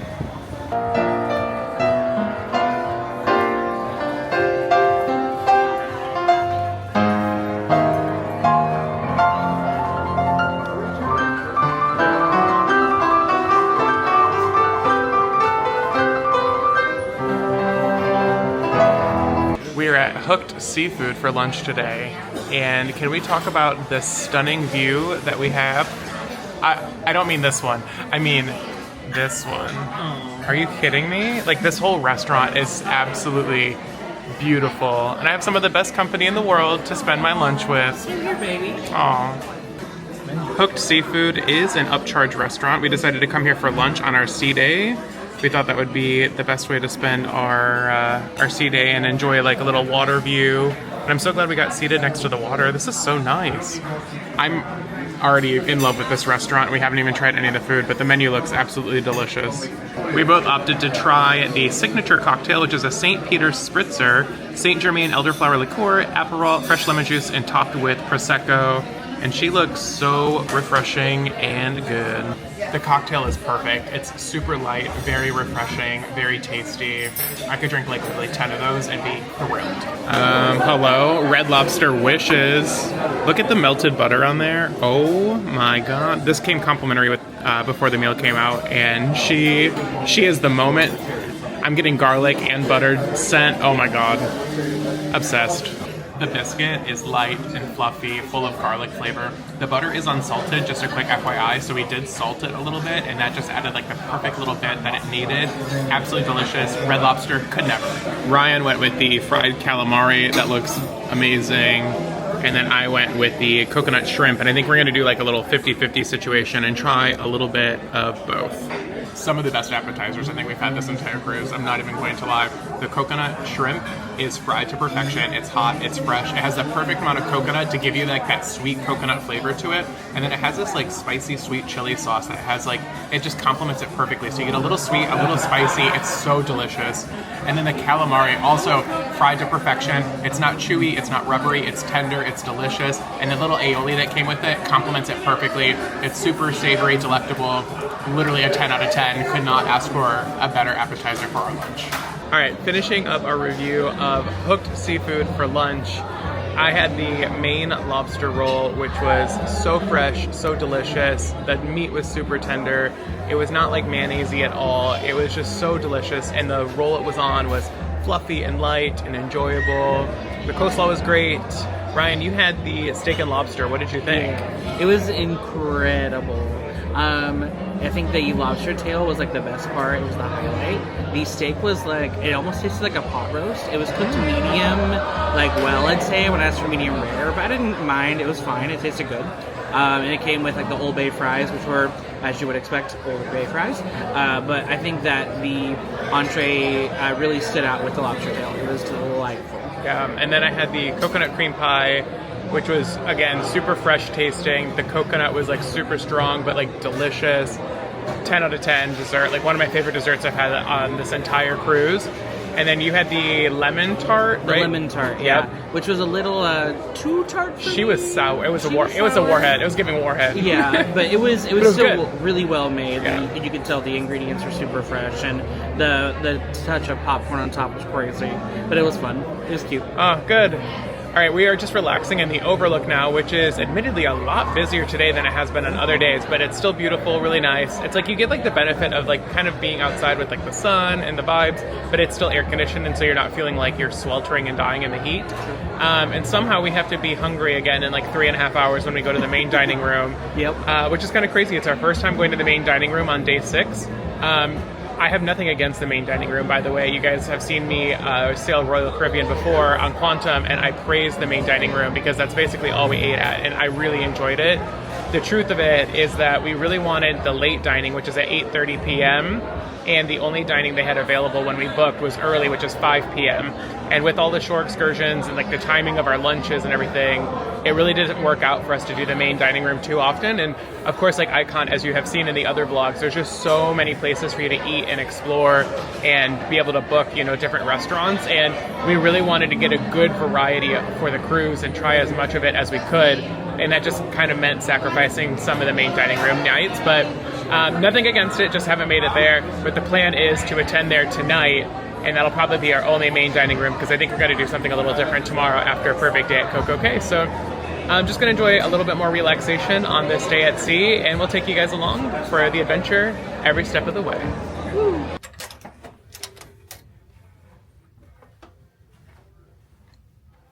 No towel animal. What do we get? Oh, we got a letter about what to do at Perfect Day at CocoCay, which I'm really excited about. I'm so excited. I wanted to go to CocoCay forever. Anyway, is there anything better than coming back to a clean cabin after being out and about, knowing that you're about to get like one of the best naps of your life? Oh, there it is. That's the vibe. That's the vibe for this afternoon. I think it's nap time. What do you think, Ryan? Yeah, time to go. A few moments later. What a little refreshing nap that we had. That was so nice. We spent like a nice hour and a half in the cabin, just kind of relaxing, snoozing, playing a little Monopoly Go as you do. Then we woke up and now we're like really struggling to decide what we're going to do for the evening. I know for a fact that we're going to go see AquaAction, which is the ship's water show situation that is happening, which I'm very excited for. It's like one of the things I'm most excited for about Icon of the Seas. But we're like, when are we doing dinner? What are we doing for dinner? Where are we doing dinner? And I think we decided that we're going to go ahead and do the main dining room. And the reason why we were kind of like in this conundrum is like, I'm not super hungry, but I haven't seen the main dining room yet. And I would like to experience it and say hi to our dining team. Yeah. But I kind of feel guilty, like if I don't eat a lot, and I hope that they don't hate us because we only ate there one night out of the 7 and we might not eat a ton. So anyway, I'm going to try not to overthink it and just enjoy it and go enjoy the main dining room. So it is Captain's Night, which means it's like dress your best. So we're looking a little nicer, a little sharper tonight. And that means lobster's on the menu too, and the baked Alaska, which is my favorite dessert. So we're going to go try that out. It's the royal night in the main dining room, and this is what we're working with. It all looks really good. I told you guys, the main dining room, there's nothing wrong with it. We absolutely love it. Very excited. You can even get the chops grill filet mignon, which that's kind of tempting, actually. I'm not gonna lie. It is a little bit of an upcharge, 20 bucks. For my appetizer, I went with the escargot. Yes, I got some snails and garlic butter. I can't wait. Escargot is actually one of my favorite things on a cruise. I think it's absolutely delicious. And then Ryan went with a shrimp cocktail, and I think they give him a double portion because that is huge. There's so many shrimp there. That looks delicious too. There we go. All right, I got my nice hunk of lobster. Came with some roasted vegetables and rice, and of course some melted butter to dip it in. Admittedly, I'm always skeptical of cruise lobster because it's always kind of tough and rubbery because they cook them in bulk, but I'm always willing to give it a shot and see if they prepare it any better since the last time that I've had it. And Ryan went with the chicken marsala, no mashed potatoes, because he doesn't like mashed potatoes, everyone. I despise them with every inch of my life. That is a red flag if I've ever heard one myself, but he did get a little cup of French fries over here instead, so it does look good though. It smells really nice. Like a sane person, I went with the baked Alaska, which if you didn't know, that is Neapolitan ice cream wrapped in sponge cake and then has a meringue that they set on fire and bake. I think they kind of just torch it.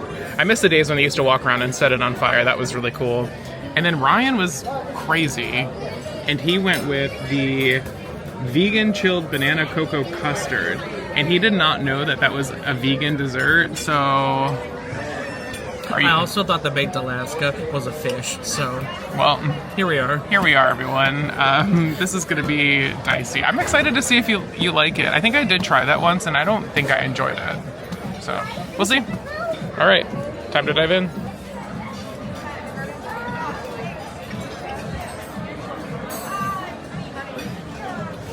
Okay, we're fine. Yeah? Mm-hmm. Okay. Okay. Oh, the happy dance. Interclimactic, sorry. All right, vegan, healthy era. Vegan. Hey. I'm a vegan. I'm a vegan.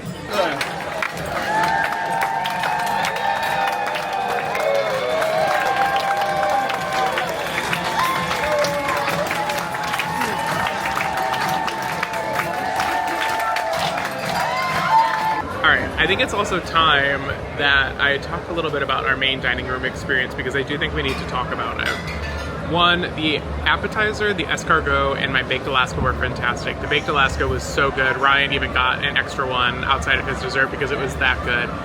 The shrimp cocktail he had was fantastic as well. Both of our entrees, I've never been like a lobster in the main dining room type of person, and that goes for really any cruise line, honestly, that I've ever been on. I think they always get like a little rubbery and like a little overcooked anyway. So it's just like not my favorite.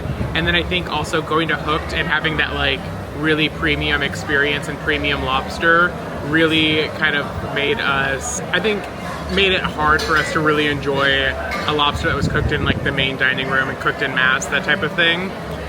So I would say like overall the main dining room tonight was fine. It's never going to be my favorite menu. I think the other menus are much better. I love like Italian night, Asian night are always really good. The one thing I want to comment, which I thought was like really kind of weird and has kind of like rubbed me the wrong way, was I felt like I kind of had to explain my vacation to our dining room team. And I do somewhat feel guilty that I haven't been able to go to the main dining room for dinner regularly. But also, this is the largest cruise ship in the world, and they've put like 20, 30 different eating locations on it. And I kind of want to do the stuff that's unique to Icon of the Seas, right? And so that's why I booked like Chops Grille, Izumi, Pier 7, Hooked, etc. And like, I've just tried like the different restaurants that they have that's unique to Icon of the Seas. And yesterday we got a note in our room on a note card from one of our servers saying like, basically it's like, where are you? We're really hoping to see you on this cruise. And then today when we sat down, it was like immediately, where have you been the last 5 nights? And then I kind of had to explain my vacation and what we were doing. And they even mentioned like, oh yeah, we did look up your calendar to see where you were. And I was like, well, if you knew where we were eating, then why'd you have to ask and like make it like awkward and make me feel like guilty for not coming? And then they were like, it wasn't just one of them, it was like 3 or 4 people that came to our table, like the assistant server, the server, and our head server all came to make it a point that we hadn't been to the main dining room yet on this cruise. And it just kind of made me feel uncomfortable and like, I don't know, like I had to justify my vacation to them, which I didn't love, and it just kind of rubbed me the wrong way. So anyway, I just thought I would put the thoughts in the vlog there. So it was like something I was worried about, and unfortunately it did happen. It doesn't ruin my cruise or anything, but it's just like something I think important to note, and it's just the experience that I had. So yeah, I'll let Ryan share his thoughts about the main dining room as well. I'm still so surprised on the second day at sea, the drastic difference between the first day at sea to the second day at sea. There's like nobody enjoying the pools, the loungers, etc. So again, I know I mentioned this earlier, but if you plan like a pool water park day on your second day, you'll be waiting a lot less and have a lot more space than on the first day, which is quite nice. And it's a beautiful evening. It's like upper 80s, beautiful, sunny. It's like the perfect night to spend the day by the pool. I think it's time to enjoy a nice frozen beverage from one of my favorite bars, the lime and the coconut. Probably gonna get one of my favorite drinks, which is the watermelon pina colada mix. It's so good. There she is in all her glory. I don't know what they put in it, but man, it is so good. Before the show, Ryan went with the hibiscus tea punch, and this is a beautiful little drink. Oh, that looks nice. Very good. Yeah, nice? Very good. It's very punchy, like it tastes like a punch. Well, like an alcoholic punch. It's in the name. It is, and the hibiscus is really fresh and lovely. Beautiful. We're about to watch the show that I am most excited for. One of the things I'm most excited for on Icon of the Seas in general has been AquaAction and the Aqua Theater in the Aquadome. The Aquaception is really y'all. It is a crazy show. I've seen some previews for it, but I've remained mostly spoiler-free as much as I can, and I'm so excited for the show. I've always wanted to see a high diving show on Royal at sea, and this one looks like it's going to be the best and most epic, and everyone has been talking about it all afternoon and how amazing it's been. We did arrive to the show 45 minutes ahead of time, and we got some amazing seats. Very excited about them. So definitely show up early because there was a line about an hour before show start, and they started letting us in about 45 minutes before. Oh, he's vibing, y'all.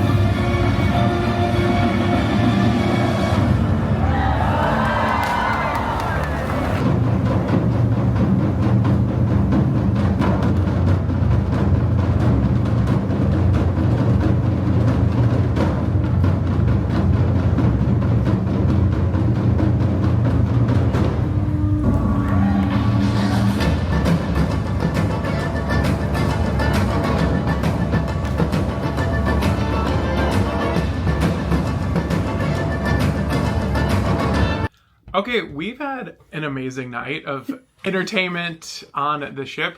The first, of course, you guys saw a ton of clips there from AquaAction. I never remember the name of that show. That had to be one of the best shows I think I've ever seen in my entire life. Like, not even just a cruise ship, but just like a show in general. That is like entertainment that I expect from Disney in 2025. And they're just not doing it. They're not doing it on the ship. So Royal said, you know what? Hold my beer. We're going to do it instead. That was just unbelievable. Like, being on the ship and watching it in person was just absolutely incredible. There's just like not really many words. Like, I don't feel like I really even need to review it. You guys saw it. Just like, come see it. Book Icon of the Seas, book Star of the Seas, Legend of the Seas, and come see AquaAction because it is a phenomenal show. It is definitely one of the, if not the best entertainment spectacle I've ever seen in my 34 years of life. I think that the way that I can best describe it, like in one sentence, is every single discipline, whether it be technical or water or aerialists or whatever it was, they were at the top of their game. So what this show did was display everyone's top art form and created the best art form I've seen given to an audience, and I just say bravo to the royal staff. It's phenomenal. Like, they're playing it again, and I like wish we could go see it, but they do limit you to seeing it one time per sailing, which I totally understand because it was packed. So highly recommend get there early, get a good seat because it's absolutely worth it. You do get to book it ahead of time, by the way, so keep an eye on your cruise app on when you can book the shows. You gotta book it. You have to book it ahead of time. They are super strict about people having it booked before going to see it. And then after it, we kind of ran to the front of the ship to go see the Effectors origin story. And it's funny, we saw like a little like preview on the Royal Caribbean TV channel about the Effectors on another ship. And then we saw that they were having their origin story show here. And I was like, well, we gotta see it. It looks crazy. It was crazy. It's so weird because like the singing, the effects, like there were freaking drones in it. I took a little bit of video. I wasn't going to vlog it. I was just going to enjoy the show. But I had to take some clips. So I'll put it over here. And there were drones, the music, the singing, the aerialists, everything was like a 10 out of 10. The storyline, girl, what happened in that? I don't know what happened. I like the storyline was so crazy. It was just so silly, goofy, but like still, I think so worth it to go see because the effects in that theater are incredible. It's insane. So cool. I mean, like literally like 40, 50 drones just flying over the audience, making shapes. That was really cool. So I'm glad we saw it. I'm glad we saw it too. I think that that show wastes so much incredible technical prowess. Like that technical director deserves all the awards in the world for how they've engineered that theater for so many great shows. And that show really shows off that theater in particular. And I think that even down to who was singing, like there isn't a bad voice in that bunch. The dancers were incredible. They were charismatic. Like everything about that show, again, like 9 or 10 out of 10. But then you get to that story and I don't know. I don't know what. It was funny. Like I was laughing about it. I was like, what? But what? Like after some of the numbers, I would just go, okay. Because I was like, everything looked awesome, but I don't know what happened. It was so silly. Anyway, thank you guys so much for watching the second to last vlog of Icon of the Seas. It's been so much fun bringing it to you guys. I hope you guys have enjoyed it as much as we have enjoyed making it. Tomorrow is our final day where we are going to spend the day at Perfect Day at CocoCay, Royal Caribbean's private island, and we're going to be checking out the Thrill Waterpark and then also spending some time in the Hideaway area, the adults only area, which I'm very excited for. I've been wanting to go to Perfect Day literally since they announced it years and years ago, and I'm so excited to finally be able to go tomorrow. So it's going to be a perfect day. It's going to be a perfect day at CocoCay. So very excited for that. So stay tuned to that vlog coming up on the channel next week, or if you're watching this later, it's probably already on the channel. So go take a look and go watch it right now. What else are you going to do? Anyway, thank you guys so much for watching. Give the video a like to fight the YouTube algorithm. Subscribe if you guys want to see more cruise or coaster content like this. Keep cruising and coasting. We'll see you at Perfect Day at CocoCay. Bye. Bye. Good morning. And welcome to another video here on Cruise and Coasters. I'm Jeff. I'm Ryan. And today we are at Perfect Day at CocoCay, Royal Caribbean's private island. I remember when this island got announced many years ago, and I have wanted to come ever since, and I'm so excited that we are finally here and finally get to explore this incredible island. We've been taking in the nice sunrise views, had a little breakfast at the Pearl Cafe. Another day, another sleigh from the Pearl Cafe. Got myself a little white chocolate iced mocha, a steak, egg, and cheese. It's not really a bagel, I think it's just like a sandwich, but it's absolutely delicious. Ryan was feeling boring, so he got just Just a plain croissant. What happened? I don't know. I don't know. And then also, iced white chocolate mocha. Yes. So excited for today. And now we're just waiting for the all clear for us to go ahead and step aboard this incredible little island of paradise. So today we have two different things booked on the island that we're going to take you along for on our adventure. One is, of course, the Thrill Water Park that you can see directly behind us there. That's Daredevil's Peak, which is the North America's tallest water slide in existence. So I think I'm actually more scared about the climb up the stairs than the actual ride itself, but I think it's going to be worth it. And then once we finish the water park, which we're going to do in the morning because we've heard it's less busy in the morning, once we finish some of the water slides there, we're going to then head over to the Hideaway, which is the adult-only area, and enjoy a little relaxation, a few beverages, and kind of see what else the island has to offer that's complimentary. So come along, enjoy the adventure with us, and let's go explore Perfect Day at CocoCay. Let's have a perfect day. Let's do it. First stop before going to Perfect Day at CocoCay is going to be picking up our towels. So what's interesting to note is you do have to check out your towel and then you check them back in before you leave for your cruise. And if you do take them off with you and you leave, you are charged $25 per towel. So don't let that be an expensive mistake. Make sure you turn back in your towels at the end of your trip. 7:45 a.m. and there is already quite the line to get off the ship. People are very excited for their perfect day, just like we are. Are you ready? Yeah. Yeah. Well, yes. Well, yes. We made it off the ship, and we are officially headed to Perfect Day at CocoCay. And there are two ships here. It's kind of fun, like with the two ships here, you're just in between two massive ships. Of course, that's Icon on the Seas on the right, and then Adventure of the Seas looks like it's in port with us on the left here. So of course this is Royal's private island, so they have all the Royal ships do come here that are in the Caribbean, the Bohemian cruises, and then they also have Celebrity ships that also dock here as well, since Celebrity is one of the brands that Royal Caribbean's parent company owns. Fun little fact for you. Oh, here we are at Perfect Day at CocoCay. There's the giant water slide. I think we're gonna just head to that first and get it done and over with because we're kind of terrified for that. And it is 135 feet tall. As I mentioned, it is the tallest water slide currently in North America. Wild. That looks bananas. Here is the Thrill Water Park. Of course, Thrill Water Park is an extra charge on top of Perfect Day. So we did purchase tickets for these.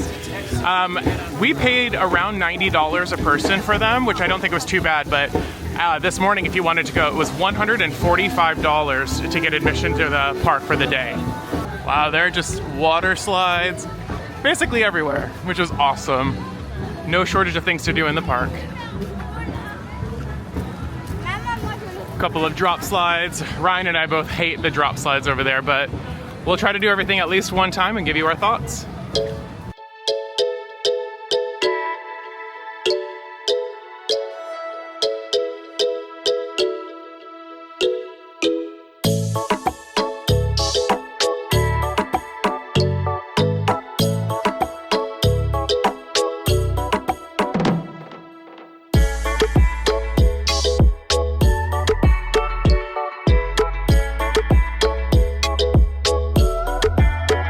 We've had an amazing morning here at the Thrill Water Park at Perfect Day CocoCay. We have to recap everything that we've done because we've done literally so much in the little bit of time that we've been here. The very first thing we did after we got off the ship is we threw our stuff down and we climbed the stairs 135 feet above the ground and conquered Daredevil's Peak. And honestly, the worst part about the slide was the stairs, as I imagined. The slide itself was not, I don't think it was scary at all. No, it wasn't scary. It was pure fun and adrenaline. It was just a really good time. I remember you basically spiral down the entire tower, and the entire time going down, like I think we did one spiral, and I was like, it's gonna keep going faster. Like your body is just like free flying to the ground, spiraling down. It really is so much fun. And then you just like fly out through the little splashdown runway thing that slows you down. It was incredible. Did you love it? I really loved it. It was super, super duper fast. And when I got to the end, I wasn't even sure that I was still. So I just like sat there for 5 seconds. Like, am I good? Am I good? Okay? Like the adrenaline is pumping so much. You like don't even know where you are. It's so good. So much fun. And then we ran over to the other slide complex because we saw that there were no other lines. So there's 2 big slide complexes. And then on the other one, we did the slingshot, which is a yellow and pink slide. And that was incredible. Like there was like airtime, hang time, It was my favorite. I think so far. Yeah, I think so too. It was so fun. The drop on it was like so super steep. I really enjoyed it. And then we did the mat slides. And the mat slides typically are kind of like my you can do it or you don't have to do it at a water park. Honestly, do them. Yeah, they're do these. so fun. So it does like a little spin like at the top of the slide, like you just kind of go around, but then like you get this like really steep face first drop into the splashdown, which is just absolutely incredible. Like I was not expecting it to be as steep as it was, and it was just so much fun. And this theme park is full of surprises. It's really it really fun. is. And then the last one we did was the green slide, which I think we figured out was named, what was it named? Tailspin. Tailspin. I remember from the cartoon. Yeah, Tailspin. That one was also so much fun. It was just long and enjoyable. Like, I mean, it felt like a minute long. For a water slide, it felt really, really long. Really long. Just like such a perfect day at CocoCay. It really is. Honestly, I think like so far, I would say it's worth the money. I mean, I want to do some research based on like an Aquatica ticket in Orlando or like Volcano Bay at Universal. I was like, yeah, like today's like market price is like $140, but if you can catch it during a deal pre-cruise, like we got it for like $90. I think that's like pretty in line for like most water park pricing options in Orlando. So I don't think it's that out of line. And honestly, you're waiting a lot less here. Like some of the lines, like Daredevil's Peak, we'll talk about here in a second, kind of like our strategy and what worked for us. But overall, the lines are a lot less than what they are in Aquatica, and I think it's just like a more enjoyable atmosphere anyway, and it's just been really fun. So our strategy for the day. We, of course, as we mentioned, went straight to Daredevil's Peak and got that out of the way. That was the move because we were maybe like the 15th people on for the day and didn't have to wait very long at all.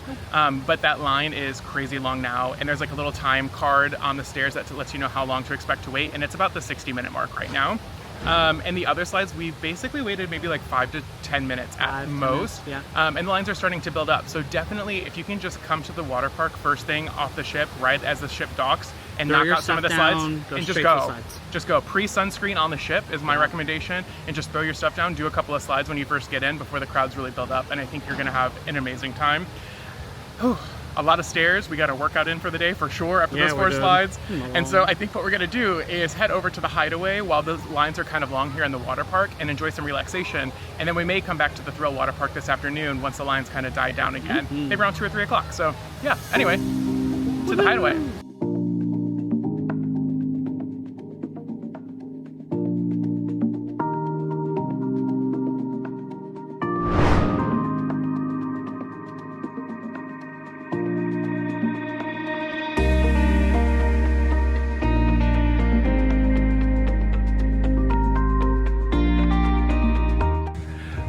To the Hideaway Beach, the adult-only area, and this beach is absolutely stunning with perfect views of the ocean, and it's quiet because there's no children here. There's literally no one here. Anyway, it's all 18 and up, which is amazing. There's also a pool with a swim-up bar that we're going to enjoy. Admittedly, I'm not somebody who loves the ocean all of the time. I don't know, I have a fear of sea urchins and lobsters, so that's just like gonna keep me out of the ocean most of the time. But I love a pool moment on the ocean, so this area is perfect for me. So just a quick disclaimer, we did, as I mentioned, pay an upcharge for this area. It was around $55 for each person, and we did catch that during one of the Black Friday sales where it was like 35% off, and already I can tell it's gonna be totally worth it. There is a restaurant exclusive here to the Hideaway area, so that means less lines for us and no kids during lunchtime, which is amazing. The swim-up bar, are you freaking kidding me? Sign me up. All right, I think it's time to put on some sunscreen because I feel that sun hitting, and it's time to do a little detox after that retox this morning at the Thrill Water Park. Oh yeah. Oh yeah. First drinks at the swim-up bar acquired. Ryan's already half done with his. He's crazy. He went with the watermelon Rita, and I went with the coconut mojito. And are you freaking kidding me? Does it get better than this? I don't think so. It really doesn't. These views are incredible. The music is bumping, the drinks are flowing. It doesn't get better than this. It's a perfect day. It's a perfect day at CocoCay, especially at the Hideaway. This is amazing. Literally 10 out of 10, no notes. I am absolutely obsessed with these little like chair and table situations so you can enjoy your drink and beverage and just enjoy it sitting in the pool with the beats blasting. Sorry. I think I'm moving here. Yeah. I think I could live here. Literally paradise right now. This infinity pool moment is so cool. You can see the kind of the gravel stones here. And what's really nice is if you're ready for another drink, you just kind of come up to the edge here and you're gonna see this guy in the pink polo they're just gonna take your drink order and they're gonna bring it right to you. Like that is, it literally does not get better than this. This is, I cannot believe it took me so long to come to Perfect Day, but I know it won't take that long for me to come back. I decided it's time to put the camera away so that I can truly relax, disconnect for a little bit. But don't worry, I'm gonna bring you guys back for lunchtime because I've heard that there's an infamous chicken sandwich and a menu hack to put the mozzarella sticks on it. We gotta try that, guys. That sounds crazy, so you know I'm in. I'll see you guys at lunch.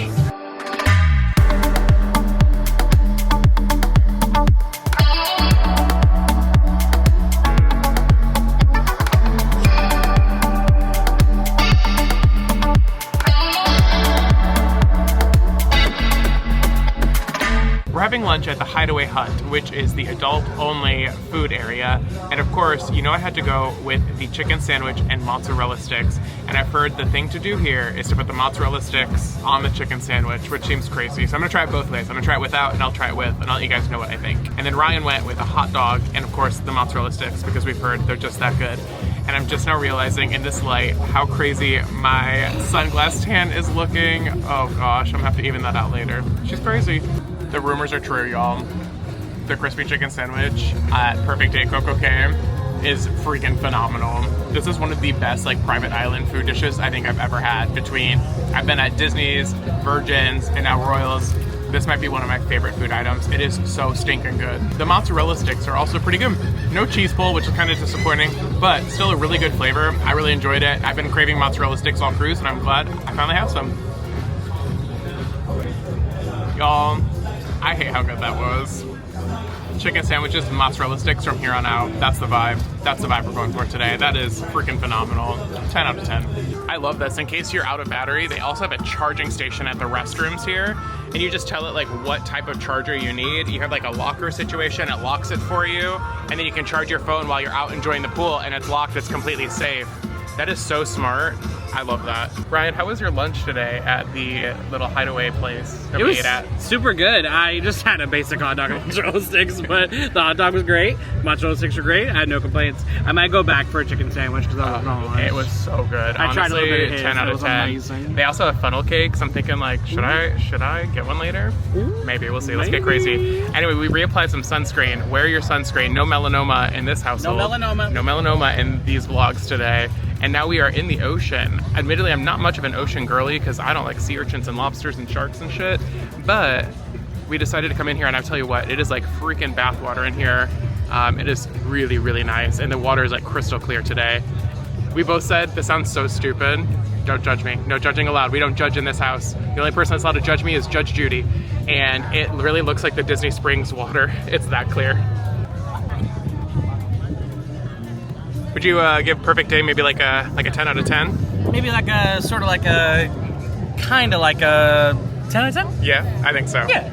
I'm giving it an 11 out of 10. You guys, we are just having the absolute best day, just relaxing in the water, going to the ocean, laying out in the sun, eating a ton of food. We're having a little bit of a snack break now. Decided to get another round of mozzarella sticks because they were so stinking good the first time. I'm honestly still thinking about that chicken sandwich too. Like, I'm like, do I need another one? I don't need another one, but I want another one. And then they also have some desserts. They have chocolate chip cookies, caramel brownies, funnel cakes, and they have ice cream somewhere. Someone was walking around with ice cream. I have no idea. By the water. I might need an ice cream later, but we did also get a funnel cake as well as a little sweet treat before we head back in the pool for the last couple of hours that we'll be here at Perfect Day. So, what an amazing day here at Perfect Day. The ship was here around 8 a.m. is when we got to come off. We have to be on board at 5. So I think we'll probably end up doing like one more round in the pool, maybe another drink, and then probably dry off and then head back to the ship so that we can shower and get ready for the rest of our evening. But for now, it's mozzarella stick and funnel cake time. Let's go. The birds or drones here at Perfect Day are literally ruthless. Like as soon as you sit down with some food, they're like worse than like a begging dog. There's like literally like 10 of them like waiting for a mozzarella stick. Like look at him. Oh wait, I don't think you can, wait, where is he? Like, look at him. He's just watching, waiting. Oh my God, there's so many of them. Go away. People definitely do not feed the seagulls because they have learned that we will give them food and we should not be giving them food. This is crazy. And before anyone in the comments yells at me, like all of you did during my USA road trip, yes, I have sunscreened all day, like 3 or 4 times today. It is just, the sun is absolutely brutal. So if it's red, it's not my fault. I did. I sunscreened all day. And I've stayed hydrated, had a liquid IV, so I'm being very responsible, and you should be too.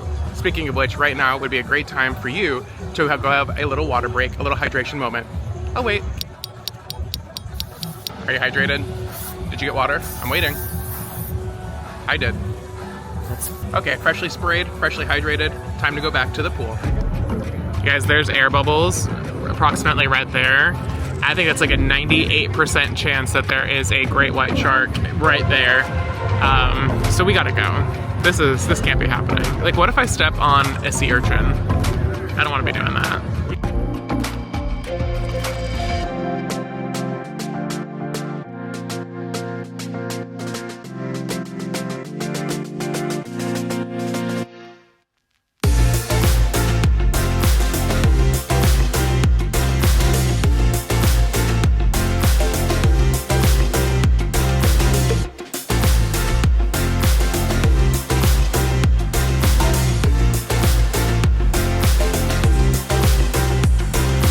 One thing I never noticed is how close the private island for Norwegian Cruise Line is. So that's Great Stirrup Cay right in the background right here. That is their ship. So they do have a tender situation, which means you have to take a smaller boat off of their ship to get to their private island. And they just announced recently that they are doing a massive renovation of their private island that will include a water park very similar to the one here at Perfect Day. So obviously they're taking notes from Royal Caribbean and they'll be implementing something of their own very similar soon. Anyway, all right, back to Icon for real this time. Oh, look at the little Adventure, she's so cute. Actually, Adventure does admittedly look like a really fun ship, so I don't know, maybe we'll end up on that one day.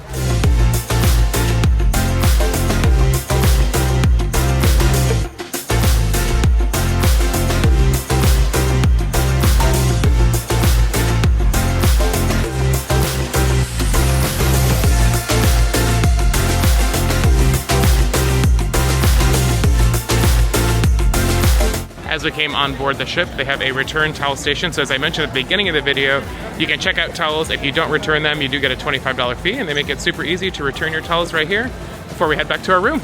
Let's go.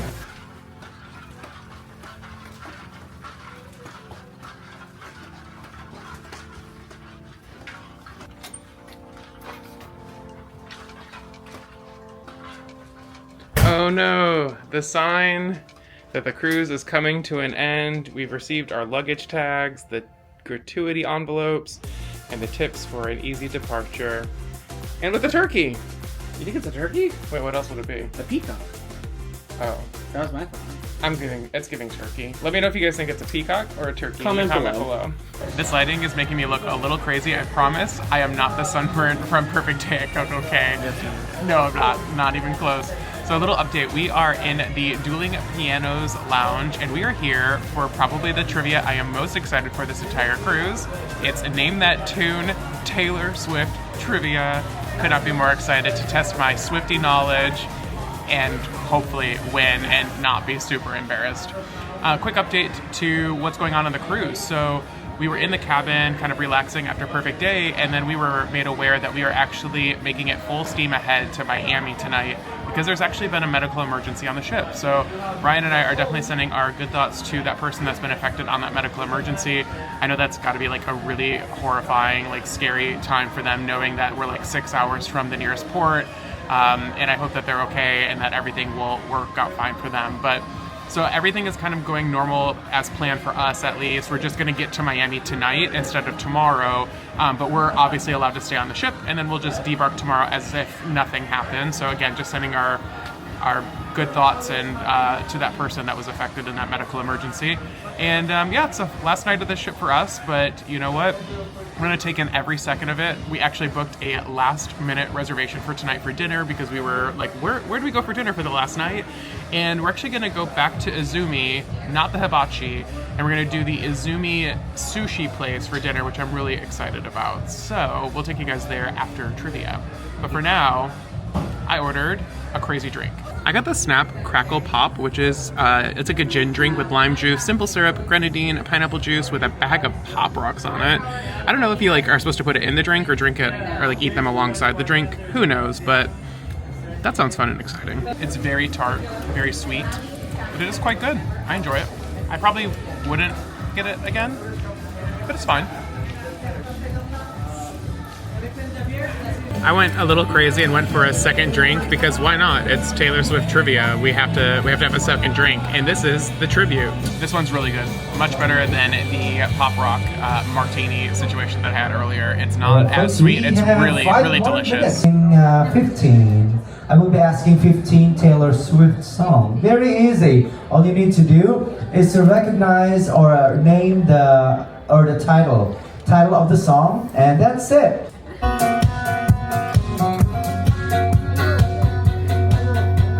Your drink can give you out more answers for that. Number 7. All right.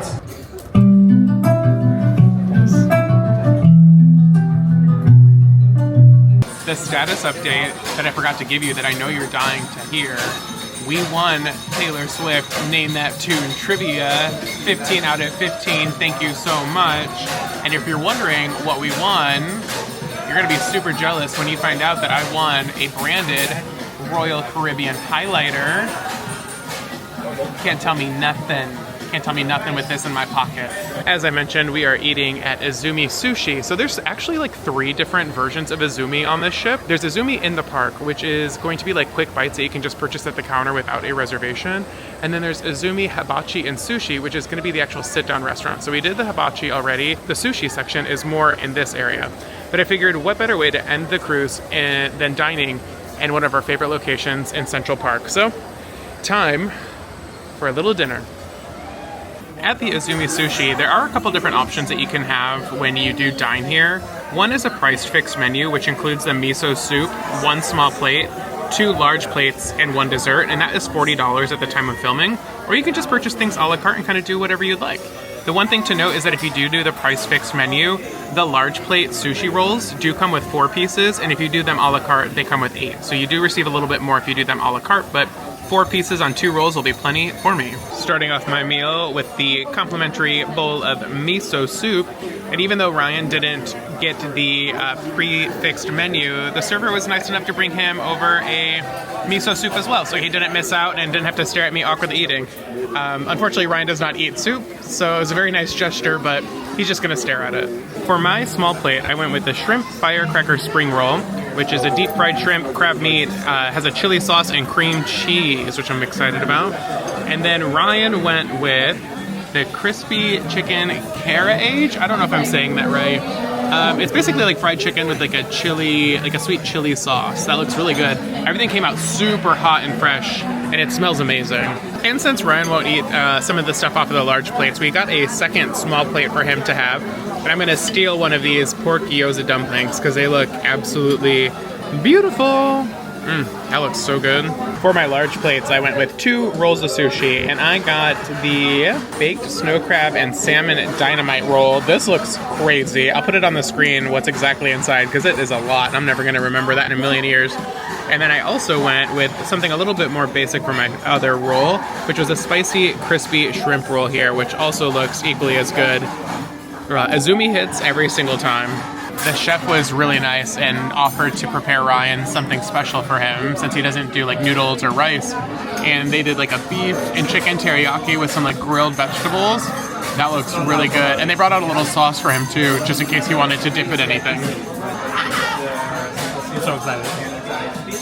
Our waiter has like his own special drink, and the table next to us got it, and we were talking about it, and it sounded really refreshing. I think it looks like there's cucumber, lemon, iced tea, Sprite, and then mint. So he said it's kind of like an iced tea mojito, and he just recommended that we like push the mint in and stir it up really nice to get all of the flavors kind of blended together. But this sounded really refreshing after a really hot day at CocoCay, so that's really nice. I really like it. That's really good. It's really refreshing. 10 out of 10. For dessert, I went with exactly what I got at the Izumi Habachi because it's so stinking good. I got the mochi, the strawberry, green tea, and mango. Ryan did the same. You can see his over there. He's just taking photos of his mochi over there. Mochi is one of my favorite desserts, and Izumi just does it right every single time. What an amazing dinner at Izumi. Honestly, I think that made my top 3 dinings, and that was not even supposed to happen. We had no dining reservation tonight, and very last minute decided, let's go get some sushi because it sounded fresh.